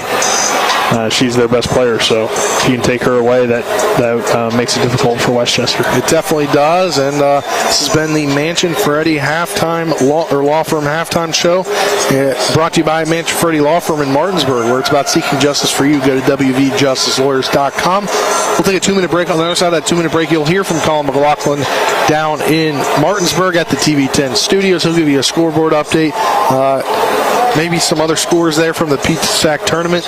2 teams on the women's side in action right now as we speak, and look at the men's side of the bracket as well. But he'll be with you in 2 minutes. We'll step aside for a 2-minute break. This has been the halftime report here from Butcher Center. We'll be back. You'll see Colin McLaughlin in 2 minutes. A reputation for caring, a legacy of service.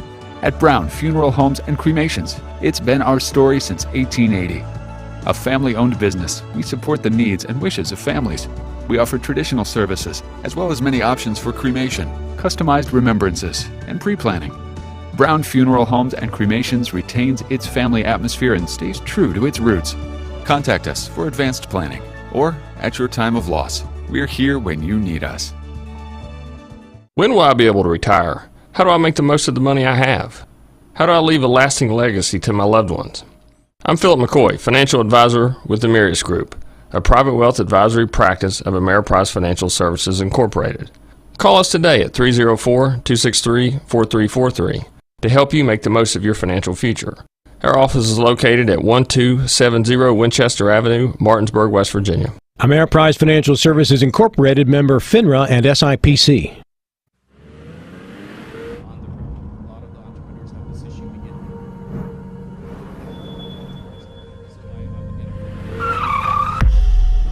You've been in an accident. A distracted driver put texting over safety. Your injuries, loss of income, and medical bills can last a long time, even a lifetime. Our job is to try and secure justice that will protect you and your family for the rest of your life. Mansion Ferretti, when you need justice.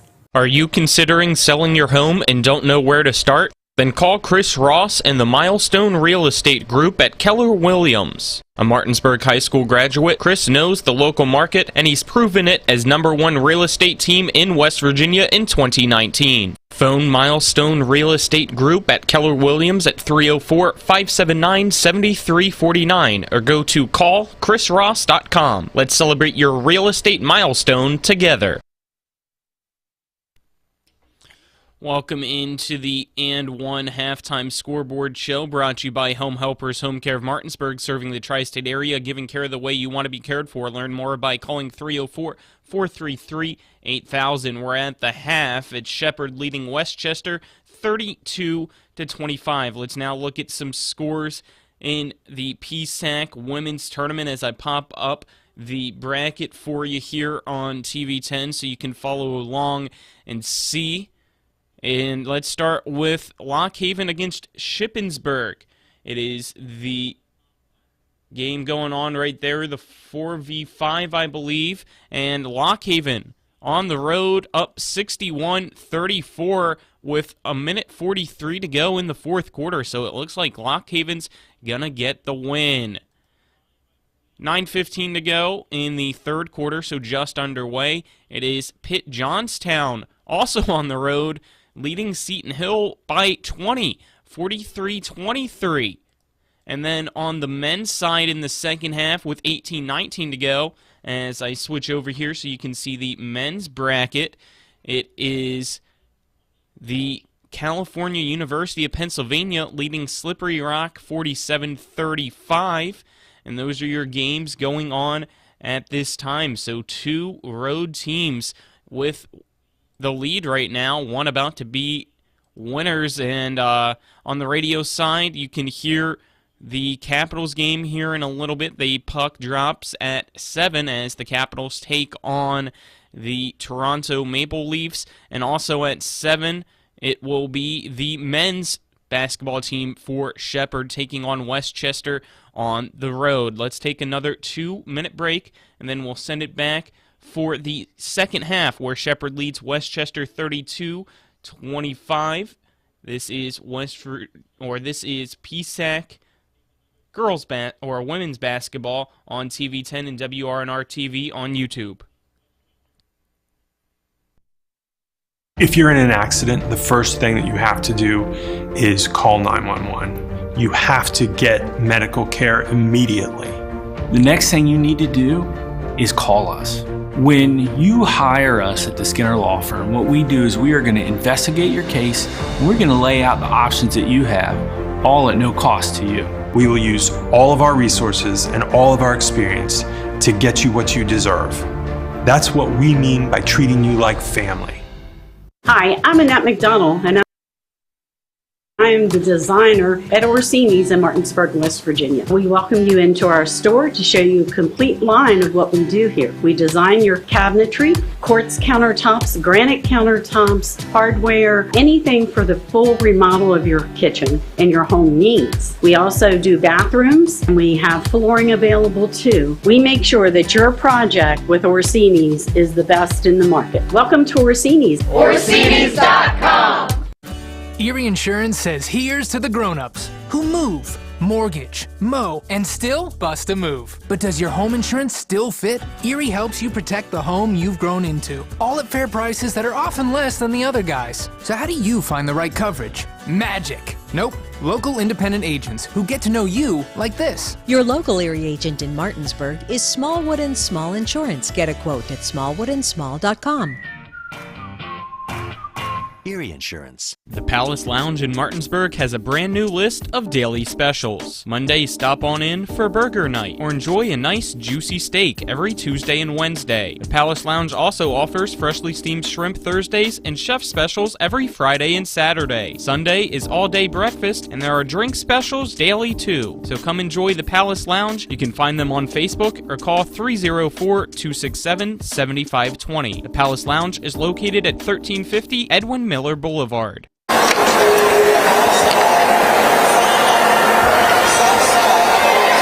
Welcome back to the Butcher Center here in Shepherdstown on the campus of Shepherd University. Shepherd on top of Westchester, 32-25 as we get ready to start the second half. Third quarter brought to you on TV 10 by Kelly Allstate Insurance. For all your insurance needs, call Gary Kelly at 304-263-4596 or stop by 724 Lakeview Drive in Martinsburg. And on TV 10 by Orsini's Home Store, not just an appliance store any longer, 360 Hack Wilson Way in Martinsburg. Go to Orsinis.com. As we return to action here at the Butcher Center, Westchester with possession. And Abby Beeman taps that ball out of bounds, so it'll remain with Westchester.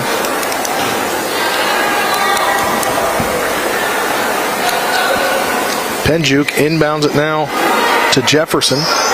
Jefferson will come to the top of the key. She'll drive in, pick up her shot, shoot a jumper from the charity stripe. No good, but rebounded there by Roberts. She's fouled going up for the layup.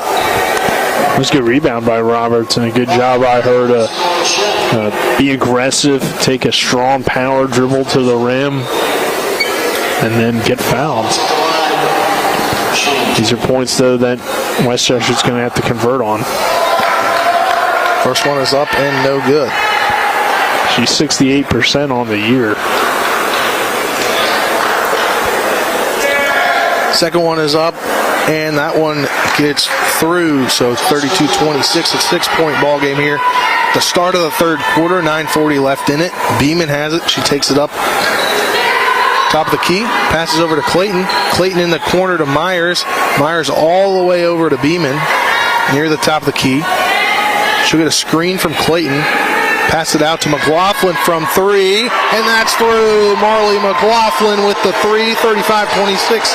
Shepherd on top here with 9:18 left in the third quarter. We talked about it at halftime. Sydney Clayton had the big first quarter. Abby Beeman had the big first quarter. Sydney Clayton had the big second quarter. Two will have the big third quarter. It's possible that Marley McLaughlin could have a big third. That's what's so dangerous about this big three, is all three of them can go off at any moment or any game, and in this case it could be any quarter if McLaughlin can build on that three. Foul by Clayton. That's our first personal. Going to the line is Roberts. First one on the way, and that's straight through, so 35-27 now. That's Clayton's 9th point of the ball game. So she's one away from double figures. The second one on the way there from Roberts is good. She's up to 8 points. Beeman now will take it past half court.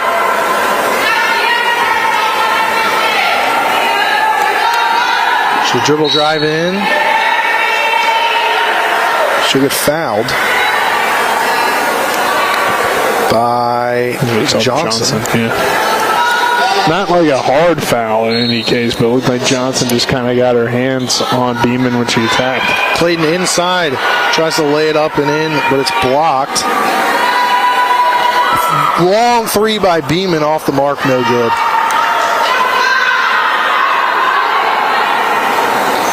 Jefferson, now to Johnson.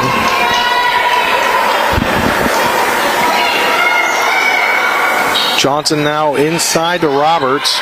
She'll pass it over now to Jefferson. Her three is on the way, no good. Rebounded there by Myers. Going back the other way. Beeman down low to Clayton and couldn't handle it. It's off the rim. Going back the other way now as Abenzio has it now, passes to Johnson. Johnson trying to set up the offense. She's guarded by Beeman. She'll get kind of a screen there, not really. Passes it now over to Jefferson. Jefferson now to Penjuk. Penjuk now over there to Johnson. That's no good.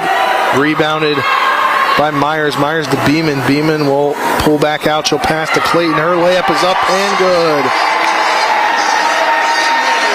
Sydney Clayton with the basket. Shepherd up 37-28 here. That's her 13th and 14th points of the ball game to lead Shepherd.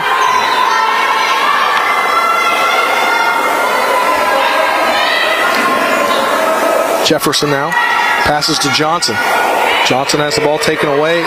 McLaughlin has it, but then there's scrum for it, and it'll be a jump ball. It'll go Shepherd way, with Westchester getting the ball here to start the third quarter? Well, it's been good and interesting kind of about the Shepherd defense is any screen on Johnson's man, they're switching.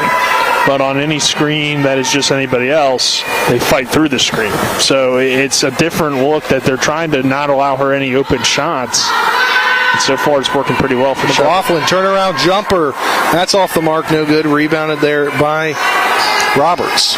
Roberts hands it off to Johnson. Johnson shut up the offense. Just gets past the timeline. That was Roberts' 6th rebound of the game. 5 of them on the defensive side. Now over to Penjuk. Penjuk now picks up her dribble. She got to pass it. And it passes it to a falling Jefferson. And the ball goes out of bounds. It'll be a turnover.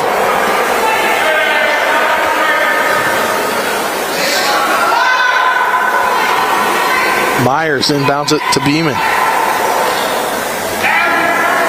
Beeman gets it past the timeline. She'll pass it off to Clayton. Then to McLaughlin. Now to Beeman. Gets the screen from Clayton. She'll dribble drive in. She'll get fouled after her shot, so she'll go to the line to shoot 2.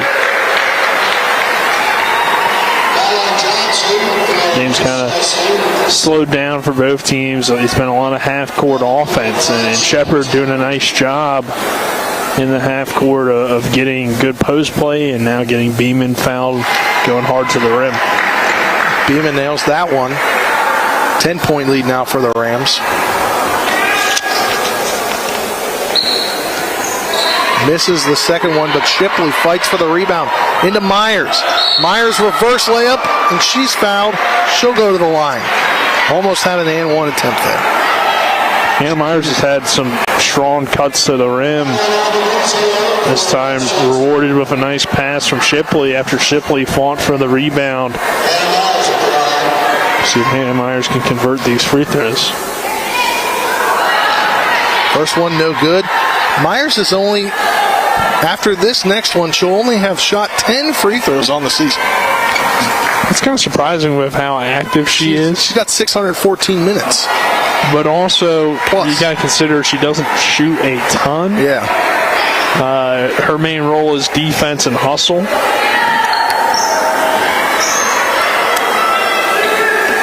Coming back now the other way, Roberts. Roberts now to Abenzio. Down low to Johnson. That shot's rejected by Clayton. She'll take it back the other way, hands it off to Beeman. Gets the screen there from Clayton. She'll have to pass it to Myers. She'll come in, pass that to Clayton. Clayton, I guess a jump ball was called. That block there by Clayton could be your Cody's Body Shop projection of the ball game, Nick. Yeah, it could. Just anytime you block a jump shot, and you get it too. Yeah, it's so much more difficult. Unfortunately, after getting the rebound, she really couldn't do much with the ball. Great defense by Beeman there.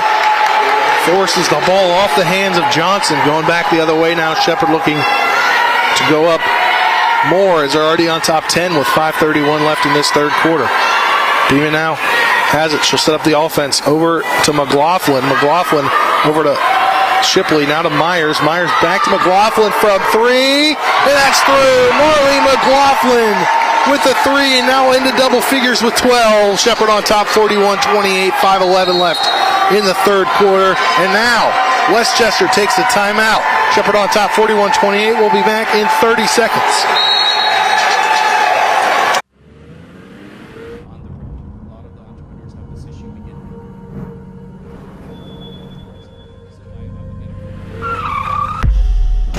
You've been in an accident.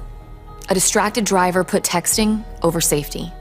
Your injuries, loss of income, and medical bills can last a long time, even a lifetime.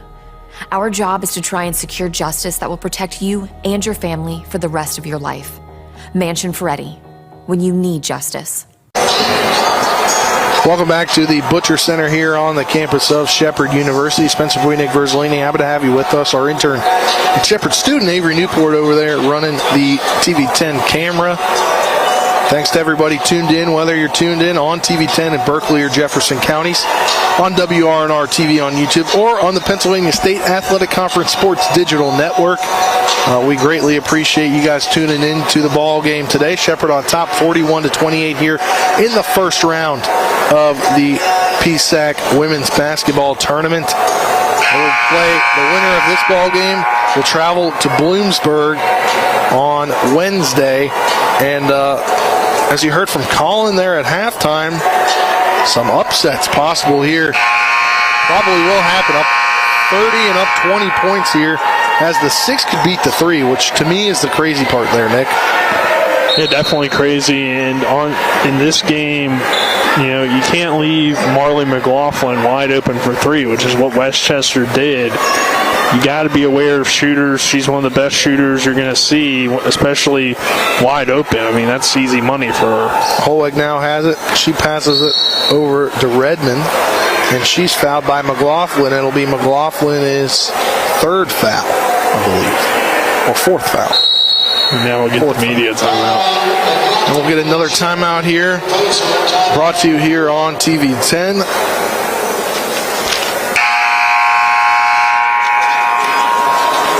By the Marius Group and Ameriprise Financial Advisors, John Everson and Phil McCoy. You can stop by 1270 Winchester Avenue here in Martinsburg. Or call 304-263-4343.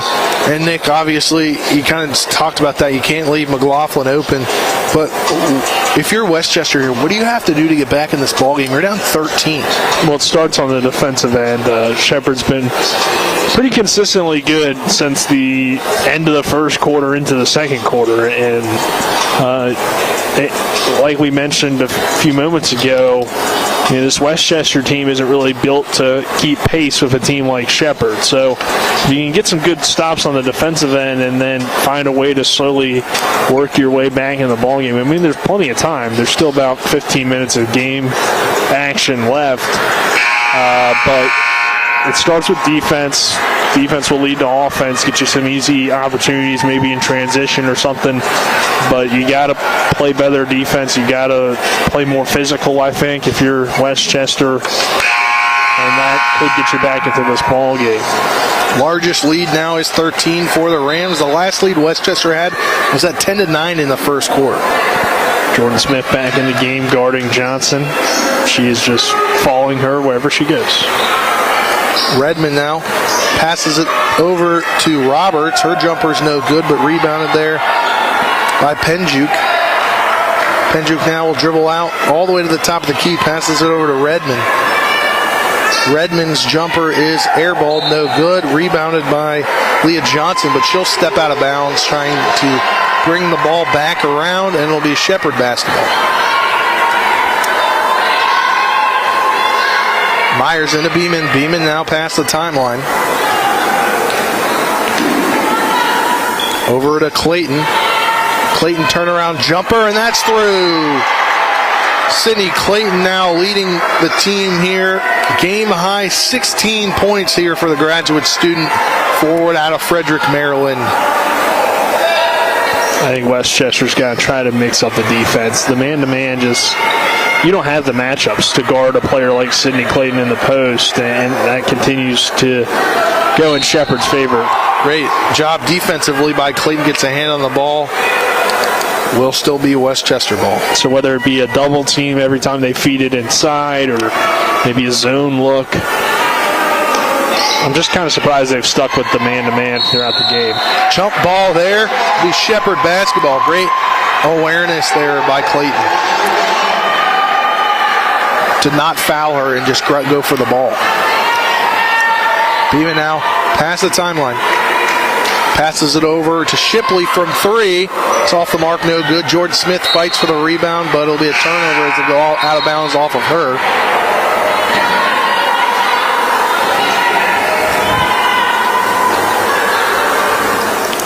(43-28) your score. 3:38 left in the third quarter. 15-point lead now for the Rams, largest lead of the day.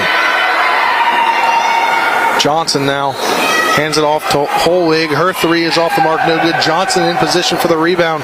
Now over to Jefferson. Jefferson will dribble drive in, lay that one up and in. She'll get her own rebound. Fighting for it is Clayton. Will be bounced around. And Jefferson now to Holwig. She'll lay that one up and in. Breaking the 30-point mark now is Westchester, 40-33. 3 minutes left in this third quarter. Very sloppy play there. Nick Westchester able to come out with the ball and lay it up and in. Well, it's an excellent bounce pass by Johnson underneath. And she continues to execute well with the passing. Clayton, long three on the way. Myers airballs the three there. Now over to Roberts. Roberts picks up her dribble to Jefferson from three. That is off the mark, no good, but rebounded there by Jefferson. Johnson with the three. Johnson now with the jumper. That one is airballed, no good. Rebounded by Jordan Smith. Smith to Beeman. Beeman to Shipley. Shipley's layup is up and good. Shipley now in the scoring column for the first time today, the freshman out of Middletown, Maryland. Good job. Excellent outlet pass down the court to a wide open Megan Shipley. You never want to talk about the future while you're still playing, but just a freshman. She comes back next year. She's obviously a starter now. She'll have the chance to be a good role player next year. Well, they're probably going to need her to be a big-time scorer because you're losing Clayton, you're losing McLaughlin.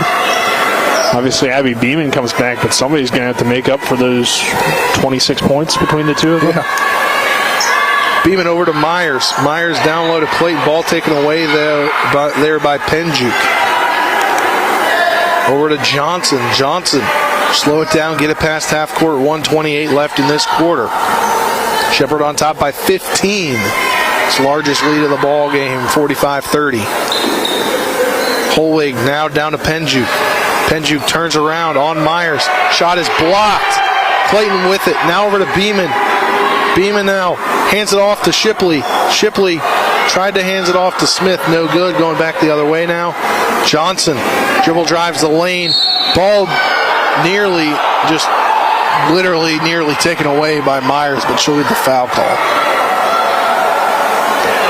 I don't know. It was a good effort by Hannah Myers. The fans seem to disagree with the call, but I think she might have got her on the wrist or on the arm while she kind of reached across the body there to get a hand on that ball.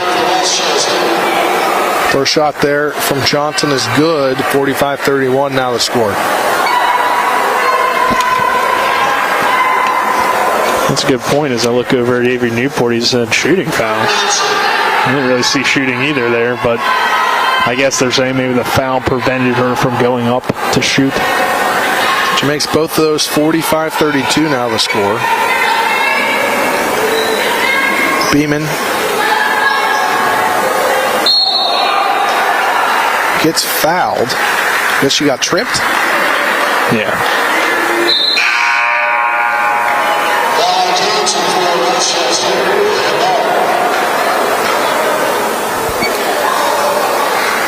Rachel Conran comes in for Westchester.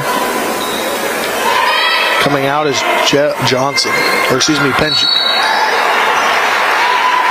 Foul there on Clayton. She'll go to the line. Clayton today is 4 for 4 from the charity stripe.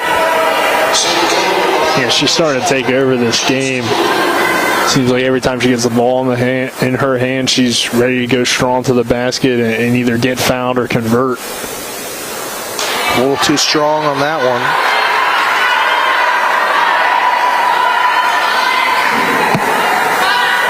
Pretty good crowd on hand here at the Butcher Center for some Monday night PSAC tournament action. Second shot too strong as well, rebounded by Roberts. Roberts now guarded by by Smith, but that changes. Now Smith back on to Johnson, where she has been ever since she's come into the ball game. Ball's on the ground, jump ball. It will remain with Westchester.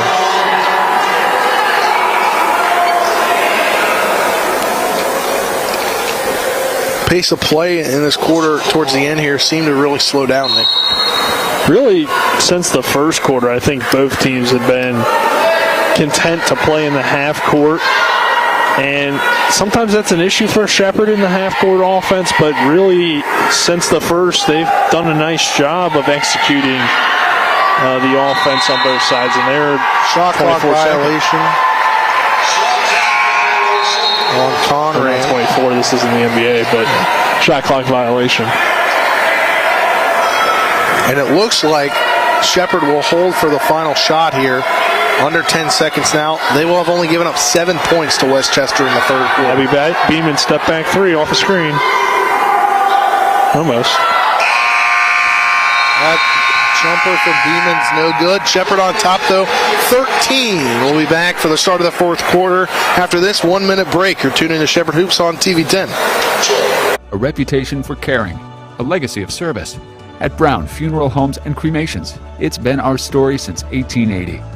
A family-owned business, we support the needs and wishes of families. We offer traditional services, as well as many options for cremation, customized remembrances, and pre-planning. Brown Funeral Homes and Cremations retains its family atmosphere and stays true to its roots.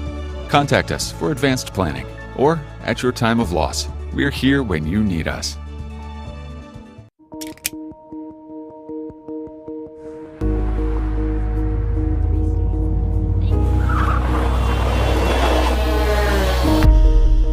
You've been in an accident.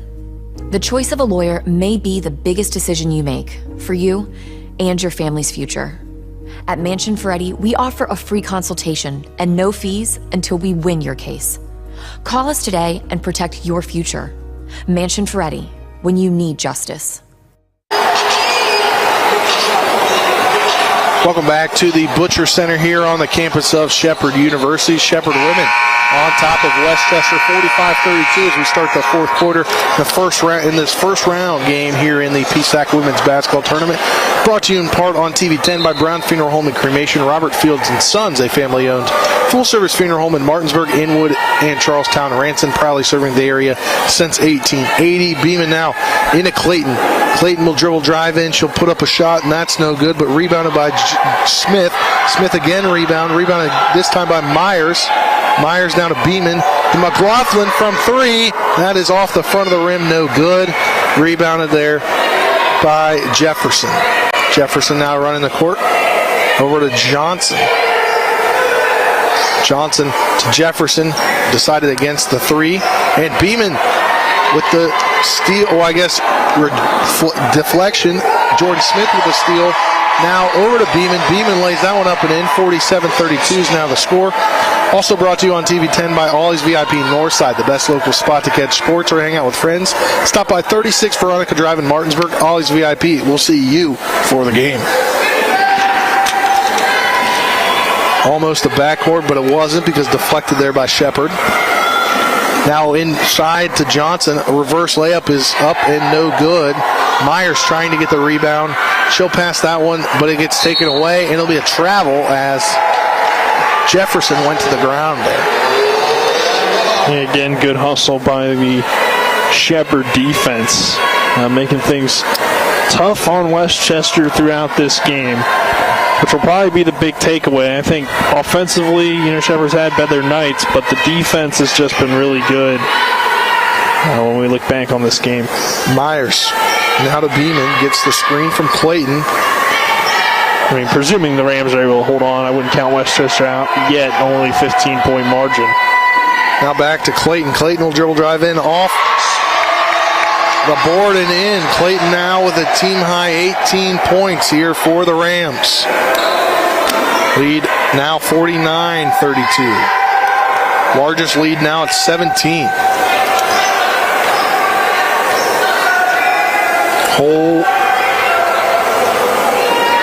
Whole leg guarded there by McLaughlin. Now over to Conrad, and she gets fouled by Myers. So she'll shoot two. On the season, only been at the foul line once, Nick. 2 of 2. Okay. Wish she got fouled on two and ones. That would make it twice. Okay, Nick. I'm just saying, it's possible. It is possible, you're right. First one off the mark, no good. That ends her streak.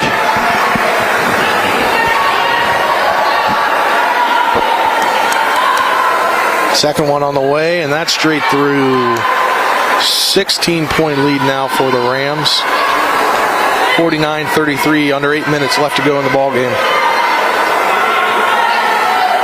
Beeman gets the screen from Clayton. She'll dribble drive all the way in. Back out to McLaughlin. McLaughlin decided against the three. She'll shoot a jumper. That's no good. Rebounded there by Johnson. Johnson now content to slow it down a bit, but then she'll pass all the way down to Conrad. Conrad is fouled as she shoots the layup, and it's good. She'll go to the line for the and one attempt. Fouled there by Kara Minor. See, she can get the and ones. It's possible that she was 2 for 2 on and ones heading in. Okay, you're right, Nick. You got me there.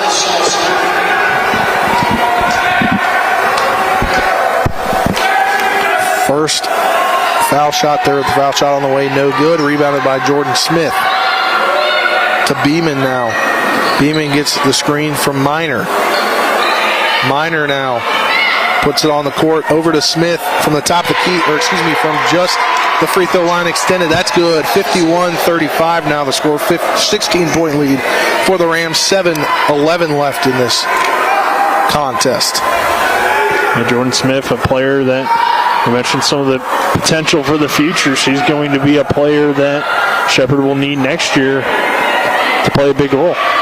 Johnson now dribble drives in and lays that one up and in off the glass. 51-37. As Westchester not going away easy here in this third quarter. 3 on the way from Beeman's no good.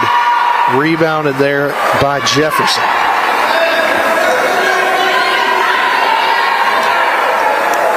Jefferson takes it all the way in front of the scorer's table. She'll get the screen from Roberts. Now back to Conrad from 3. That's off the mark, no good, but rebounded by Roberts. Her layup rolls around and in. So now only a 12-point lead for the Rams, 51-39. Layup on the way there from Beeman is no good, and it'll be a turnover. Apparently off on Clayton, but Clayton not happy with that call.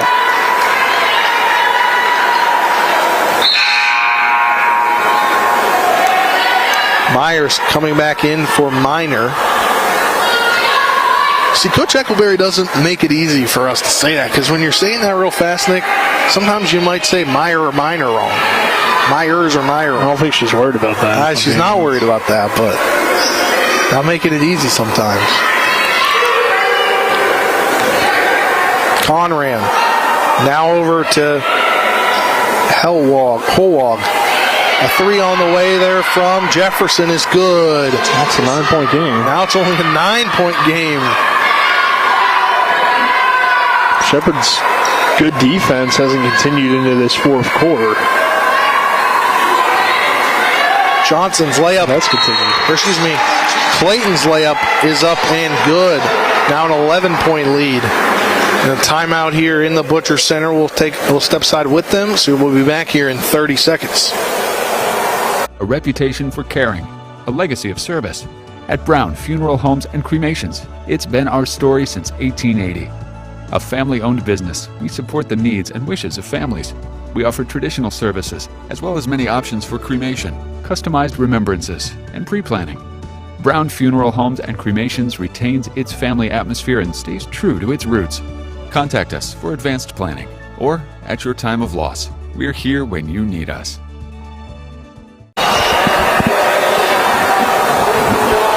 Welcome back to the Butcher Center here on the campus of Shepherd University. Spencer Pui, Nick Verzolini, happy to have you with us. Our cameraman, our intern Avery Newport, running things here on site. Back in the studio, Colin McLaughlin. Knew I was going to do that at least once tonight. Colin McLaughlin back in the studio. You'll hear from him after we get done here on the Palace Lounge post-game show. He'll give you a score update on the games. See how Shepherd men is doing. They got underway 23 minutes ago. I wonder if Colin feels disrespected or honored to be McLaughlin when he comes out of the union. I don't know. I'll have to talk to him later. Shepherd on top here, 11, clinging here to an 11-point lead, being up by as much as 17 today.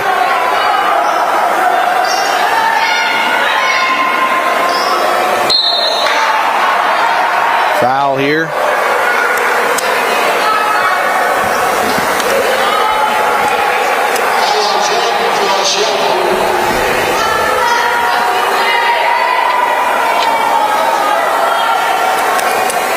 Inbounding it is Johnson. She'll inbound it to Roberts. Roberts' turnaround jumper is good as Clayton falls to the ground. Just a 9-point game now, Nick. And Roberts with a really nice post move there to get that layup. And Westchester has fought in this fourth quarter, but can they stop Sydney Clayton? The answer is no. See the turnaround jumper there. 55-44 now. She's up to 22 points to lead the way for the Rams. Coming off of a 34-point performance on Saturday at Mansfield. Over to Roberts. Now to Conran. Conran will dribble drive in. She'll have to pass it. She passes it out to Johnson. Johnson shoots a jumper from just inside the charity stripe. No good. Clayton gets the rebound. Passes over to McLaughlin. McLaughlin now to Smith. Smith over to Myers. Myers back to McLaughlin from three. And that's straight through. It's a two, but can't leave Marley McLaughlin open.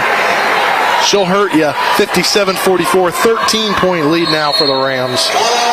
Timeout taken by Westchester, down 13, 4:08 left in this contest. Timeouts brought to you in part by the Marius Group and Ameriprise Financial Advisors.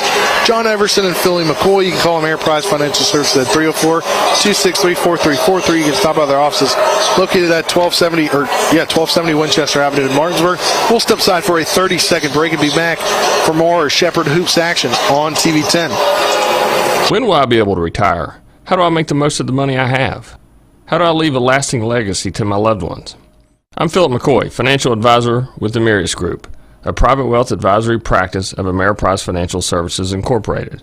Call us today at 304-263-4343 to help you make the most of your financial future.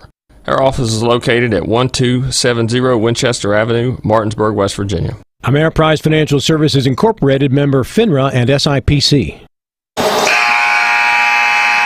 Welcome back to the Butcher Center here on the campus of Shepherd University, with Shepherd in front of Westchester 57-42 here with 4:08 left in the contest here in the first round of the PSAC Women's Basketball Tournament. Winner goes on and plays at number 3 Bloomsburg on Wednesday night. Westchester with possession. Johnson inbounding it.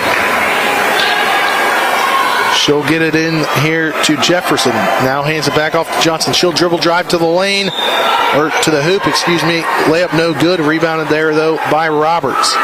Roberts now back out to Jefferson. Jefferson dribble drives in. She'll lay that one up and in. So now just an 11-point ball game again, 57-46, 3:47 left in the contest. Beeman now gets past the timeline. Over to McLaughlin. McLaughlin to Clayton. Clayton now will dribble drive in. She'll travel. Close call there, Nick. She slid her foot right when she went to turn back inside. So might have been just kind of slipping on the floor. If not, Sydney Clayton might have got another easy deuce underneath. Redmond now taking it up. She'll hand it or pass it to Roberts. It'll get handed back to Redmond. She'll hand it off now to Johnson. Johnson gets a screen there from Penju and a kick ball foul on Myers.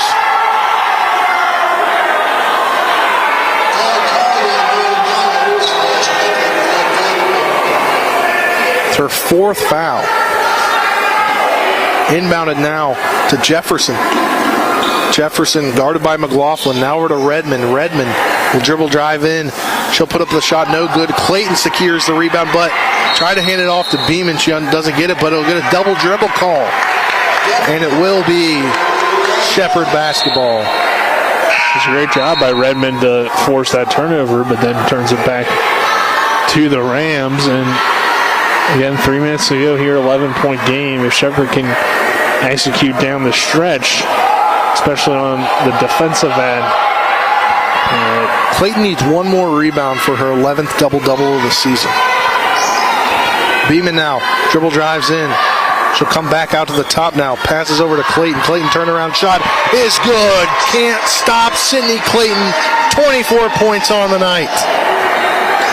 Leading the way for the Rams. She's just making it look easy right now. I mean, she pretty much looked effortless. Yeah. She's done that a time or two now, and it's looked effortless. Jumper on the way and tossed back out there on the hands of Clayton to Johnson. The ball gets deflected out of bounds by Shepherd. 2:27 left. Shepherd on top, 13-59-46. Coming in the ball game now for Jefferson is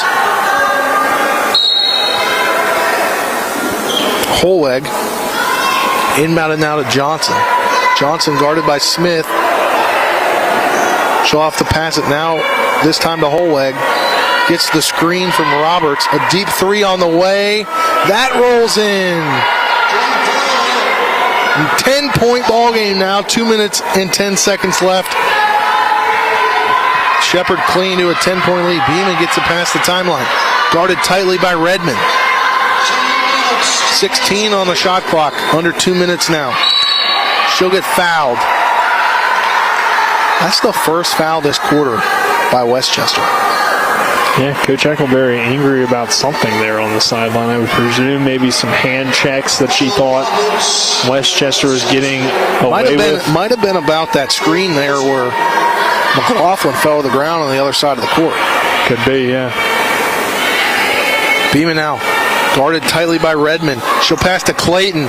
Clayton score the field goal. She'll go to the line. 26 points now.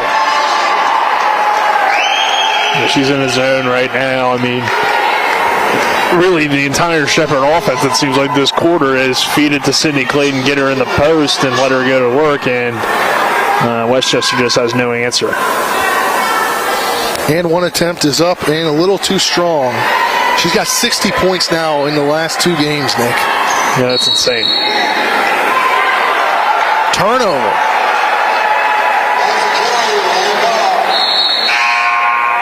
Well, Shepherd now has possession. Coming back in the ball game is Jefferson as Holig comes out.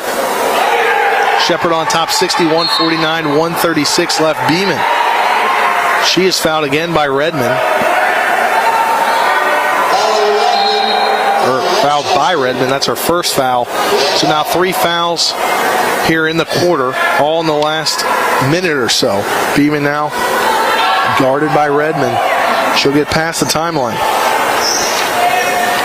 Shepherd up 12.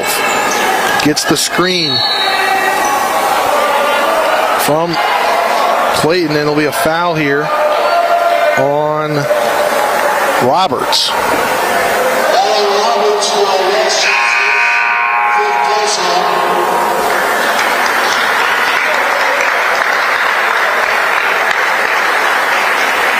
That's her 5th foul.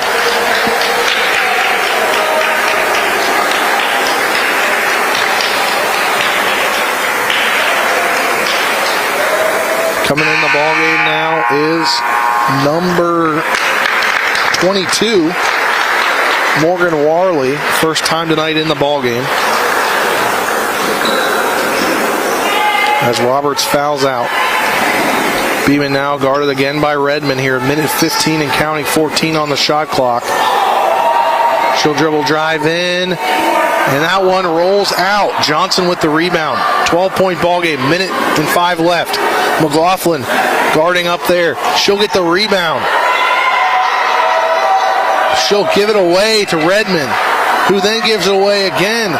Penju gets it for the easy layup. 10-point ball game. 61-51, 54.5 seconds left. Timeout here.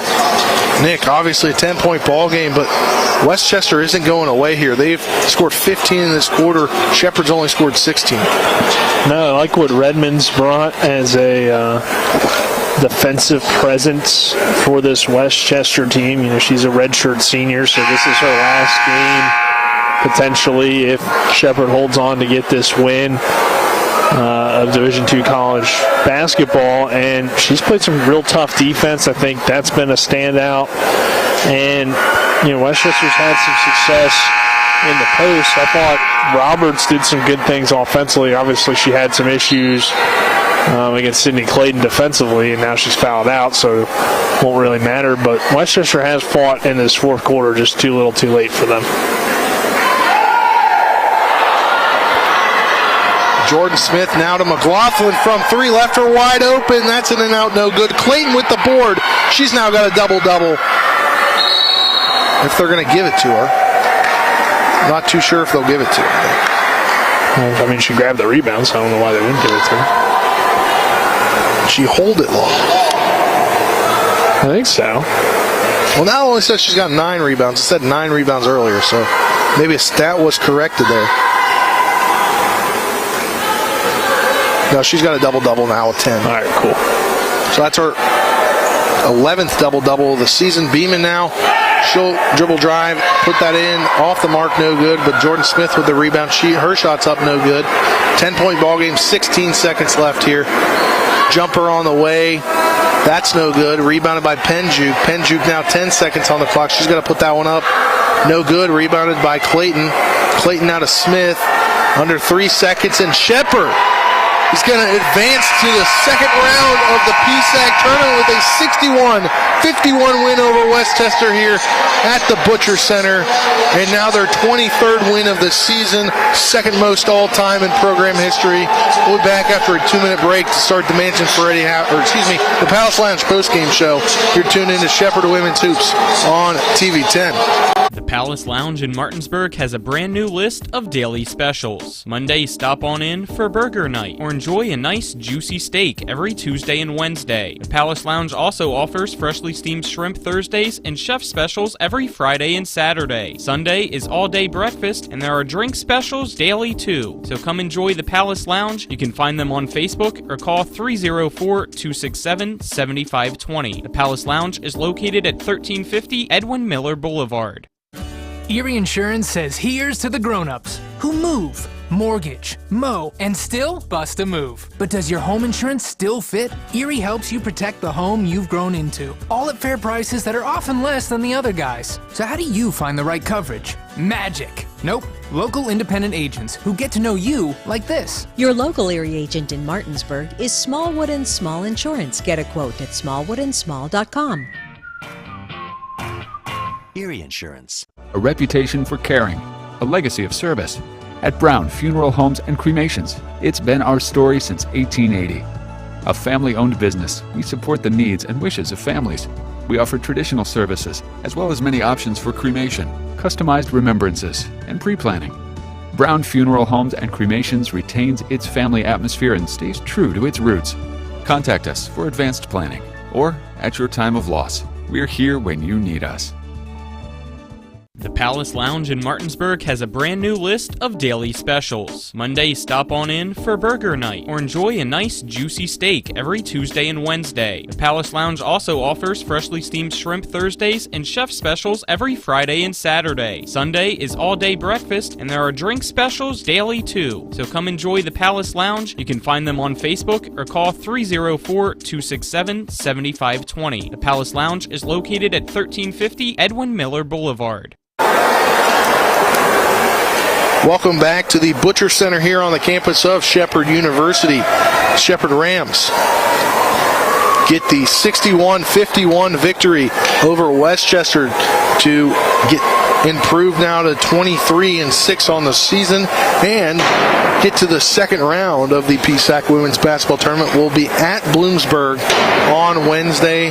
Believe that is a 6 or 7 p.m. ball game. Don't know the exact time, but now we're back here for the post-game show brought to you by the Palace Lounge on Edwin Miller Boulevard in Martinsburg with a full lunch and dinner menu with daily specials and a clean, comfortable atmosphere. Check out the menu on the Palace Lounge Facebook page. Nick, what a tremendous win here by Shepherd tonight. And it really kind of that second quarter was the catalyst. 20 points in the quarter, really coming off of what Beeman did there with those 11 straight points.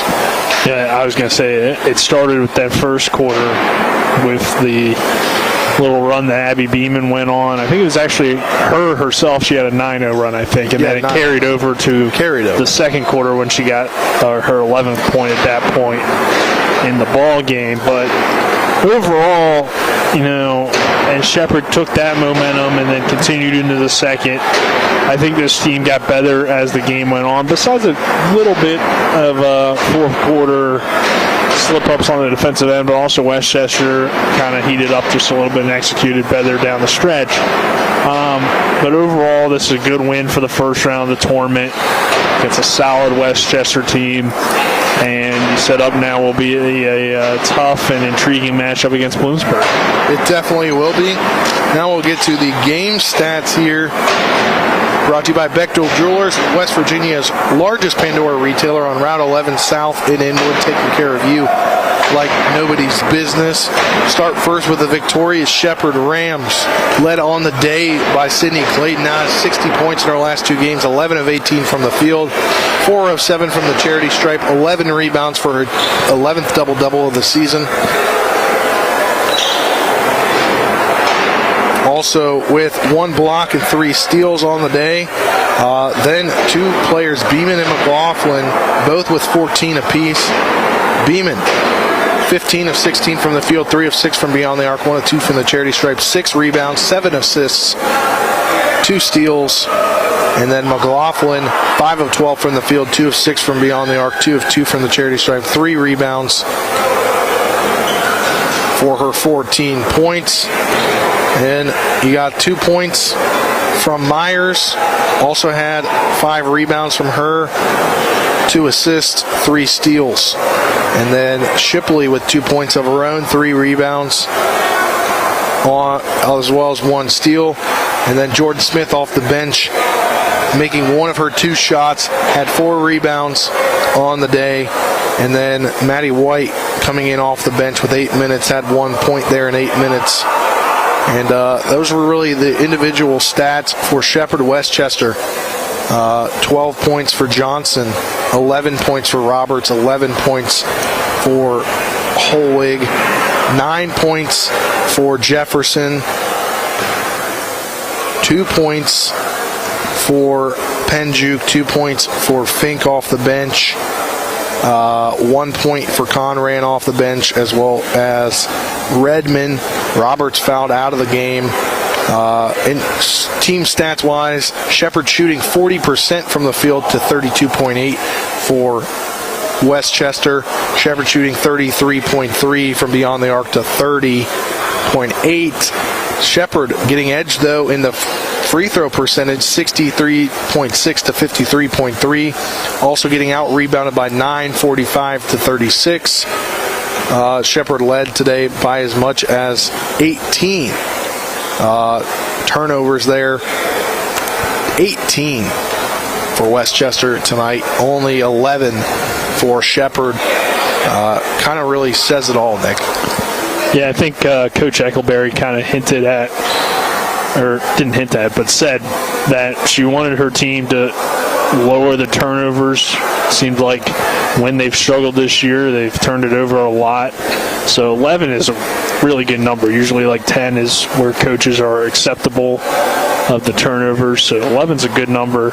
And obviously forcing 18 makes it difficult for Westchester to keep pace with you. So good defense throughout. I'll give Westchester some I guess, praise as well. I think that they did some good things there late to not give up, not just let this be a blowout. And early on, definitely had Shepherd worried about how this one might turn out. But once Shepherd kind of got into their game, especially Abby Beeman's end to the first and early second quarter, and then Sydney Clayton just took over, it became very difficult for this Westchester team. But both teams played hard, and that's what you want to see first of all, but also Shepherd getting this win, meaning that they'll advance in this tournament, and Westchester's season now over. So it certainly, I think for the Rams, it was a must-win, not only because it's a tournament, but also because they could now potentially continue their chance to make the tournament, even at large bid. They don't necessarily have to win this thing to get into the NCAA tournament. And for Westchester, it's a game where, next season you're going to try to be a little bit more competitive and can maybe build on some tough performances. Especially, I think this was a pretty good performance for them, considering they were the last seed in and had to, had an uphill battle, obviously, ahead of them. Yeah, definitely. Now we'll get to the awards portion of the broadcast here, but also those game stats brought to you by Bechtel Jewelers, West Virginia's largest Pandora retailer on Route 11 South in Inwood, taking care of you like nobody's business. Now onto the awards portion. We'll start with the rejection of the game, brought to you by Cody's Body Shop at 851 Wilson Street in Martinsburg. Family owned, offering superior customer service and great pricing for a job done by experienced professionals. Call them experienced and certified technicians. Call them at 304-901-4777 or visit their Facebook page, Cody's Body Shop on Facebook. Nick, not a lot, but I think I know which one you're going with. I'm going with the Sydney Clayton block in the third quarter on Leah Johnson with about 5:48 to go in the third. It was on a jumper. It was just a really good block. Even though she didn't finish on the other end, I thought it was a tough, hard play, and that would be my rejection of the game. All right, there you go. Clayton, who led the way tonight, 26 points, has 60 in her last two contests. Could be hearing her name again momentarily, and not too sure. It's your pick, not mine. We'll now move to the moment of the game, brought to you by Parsons Ford, located at 1400 Shepherdstown Road and online at ParsonsFordofMartinsburg.com. They became number one by making you number one first, Nick. Parsons, who's your Parsons Ford moment of the game? Abby Beeman is going to get it for her 9-0 run at the end of the first quarter. I think that turned the tide in this game. Both teams' offenses were slow to start, and all of a sudden Beeman starts hitting shots, and that makes you a little bit worried if you're Westchester about what she's going to do. So that little 9-0 run kind of forced the Westchester defense to focus on her, and then the other Shepherd players started to step up. As we know, you really can't just take away one of these players. You have to find a way to slow down all three of them. That's very tough to do. And once they did that and kind of focused on Beeman, it allowed Sydney Clayton to accelerate. There you go. Your moment of the game brought to you by Parsons Ford. Now to the final award here tonight. The player of the game brought to you by WVU Medicine, Berkeley and Jefferson Medical Centers. Your leading healthcare here and everywhere. Nick, who's your WVU Medicine player of the game? Sydney Clayton. Her 26 points, 11 rebounds, 1 block, and 3 steals. That's going to be quite a tough stat line to beat, and a double-double, as you mentioned, her 11th of the season. Very impressive performance, and pretty much the entire second half, especially that fourth quarter, was just, hey, we're going to feed it to Sydney Clayton until you stop us, and Westchester didn't have an answer. There you go. That was your player of the game, brought to you by WVU Medicine, leading healthcare here and everywhere. Again, post-game show brought to you by Palace Lounge on Edwin Miller Boulevard with a full lunch and dinner menu with daily specials in a clean, comfortable atmosphere. Check out their Facebook page. Check out their menu on their Facebook page, the Palace Lounge Facebook page. That'll do it for us here from the Butcher Center. For our cameraman, our intern Avery Newport, for Colin back in the studio you'll hear from momentarily. For Nick Verzolini, I'm Spencer Pugh saying so long. Shepherd Women's Hoops on to the quarterfinal round of the PSAC girls or women's tournament after a 61-51 victory over Westchester. Saying so long from the Butcher Center. A reputation for caring, a legacy of service. At Brown Funeral Homes and Cremations, it's been our story since 1880. A family-owned business, we support the needs and wishes of families. We offer traditional services, as well as many options for cremation, customized remembrances, and pre-planning. Brown Funeral Homes and Cremations retains its family atmosphere and stays true to its roots. Contact us for advanced planning, or at your time of loss. We're here when you need us. When will I be able to retire? How do I make the most of the money I have? How do I leave a lasting legacy to my loved ones?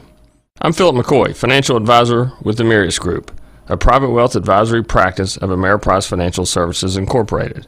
Call us today at 304-263-4343. to help you make the most of your financial future. Our office is located at 1270 Winchester Avenue, Martinsburg, West Virginia. Ameriprise Financial Services Incorporated, member FINRA and SIPC. Are you considering selling your home and don't know where to start? Then call Chris Ross and the Milestone Real Estate Group at Keller Williams. A Martinsburg High School graduate, Chris knows the local market, and he's proven it as #1 real estate team in West Virginia in 2019. Phone Milestone Real Estate Group at Keller Williams at 304-579-7349 or go to callchrisross.com. Let's celebrate your real estate milestone together. Hi, my name's Corey, and I'm here at Orsini's in beautiful Martinsburg, West Virginia. We no longer specialize in only appliances. We have kitchen design, countertops, cabinets, flooring, and even a new 1,200 square foot sleep studio with brands such as Stearns & Foster, Sealy, and Tempur-Pedic. 304-267-7251, 360 Hack Wilson Way in Martinsburg. We price match the big box stores, and we give back to our local community. Orsini's.com. Welcome into the And One post-game scoreboard show. Colin McLaughlin here for TV10 and WRNR TV on YouTube as your scoreboard show brought to you by Home Helpers Home Care of Martinsburg, serving the tri-state area, giving care the way you want to be cared for. Learn more by calling 304-433-8000. Final score, Shepherd 61, Westchester 51, so the Rams win at home and move on to the quarterfinals of the Pennsylvania State Athletic Conference Women's Basketball Tournament. And surprisingly, it looks like, in the women's side at least, going to be the only team at home to get a win today. All the other home teams that are the better seeds either have already lost or are currently losing. As we look here at the half, number 5 seed Edinburgh 34, number 4 seed Indiana University of Pennsylvania 20. Lockhaven 64, Shippensburg 34. So there's an upset. Pitt Johnstown 78, Seton Hill 62. Another upset. Both those last two games, final scores. The only game currently taking place is that Edinburgh IUP game on the women's side, and the 5th seed leading. Let's now look at the men's. Shepherd at halftime had the lead, let it slip. It's 42-41. Westchester leads Shepherd for men's basketball. Shepherd has struggled on the road this year, but only down by 1. It's been an entertaining game so far. Aiden Hewley leads the scorers for Shepherd with 9 points. Elijah Allen leads for Westchester with 11 points. Final score on the men's side, it is California University of Pennsylvania winning against Slippery Rock 72-55. Minute and 12 to go in the first half. Shippensburg leads Lockhaven on the men's side of things 34-25. 9:35 to go in the first half. Pitt Johnstown leads Gannon in the 3v6 19-4. So Pitt Johnstown doing pretty well so far, and that'll ramp things up for our scores. Let's now go to some NCAA games that will be tipping off here shortly at 8 p.m. A Big Ten battle in top 25 play for college hoops on the men's side of things. It's number 24 Iowa battling Northwestern. Then at 9 p.m. on ESPN, number 3 Baylor on the road against number 21 Texas, who almost lost to West Virginia, but was able to hang on to an 82-81 win on Saturday. The Longhorns trying to upset number 3 in the nation, Baylor, who got an upset win against number 5 Kansas on Saturday. They were 10th, now 3rd after that win, so big jump in the polls for Baylor. Also at 9 p.m., another Big 12 game, Kansas State on the road against number 12, Texas Tech. And then at 11 p.m. tonight, number 17, UCLA on the road against Washington. Last score I'll give you as it's on our radio airwaves. I'll be listening to it on the way home. You can switch over after this. It's Talk Radio WRNR 106.5 FM, 740 AM, 14:03 to go in the first period. Toronto has already scored against the Washington Capitals, so it's 1-0 Maple Leafs there at Capital One Arena. So again, men's-wise for basketball, Shepherd losing at the half, 42-41. In the second half, at halftime, Edinburgh 34, IUP 20. Women's side, Shippensburg gets upset against Lock Haven by 30 points, and Pitt Johnstown upset Seton Hill 78-62. Your final score from the Butcher Center, Shepherd 61, Westchester 51. So the Lady Rams move on in the PSAC tournament. I'm Colin McLaughlin signing off here for TV10 and WRNR TV on YouTube. Tune in tomorrow for some high school boys basketball. It's the sectional semifinal as Spring Mills travels to Martinsburg. That concludes today's action of Division II college basketball featuring the Shepherd University Rams. The contest was brought to you by Smallwood and Small Insurance Group. Contact them today at 304-263-3361. Chris Ross of the Milestone Real Estate Group at Keller Williams. Contact them today at callchrisross.com. Orsini's Home Store, not just an appliance store any longer. They're at 360 Hack Wilson Way in Martinsburg, or go to orsinis.com. The Marius Group of Financial Advisors. Call them at 304-263-4343. The Palace Lounge off Edwin Miller Boulevard. Go to their Facebook page for their full menu. And the Mansion Ferretti Law Firm. Go to wvjusticelawyers.com. This has been a WRNR and TV10 broadcast. All rights reserved.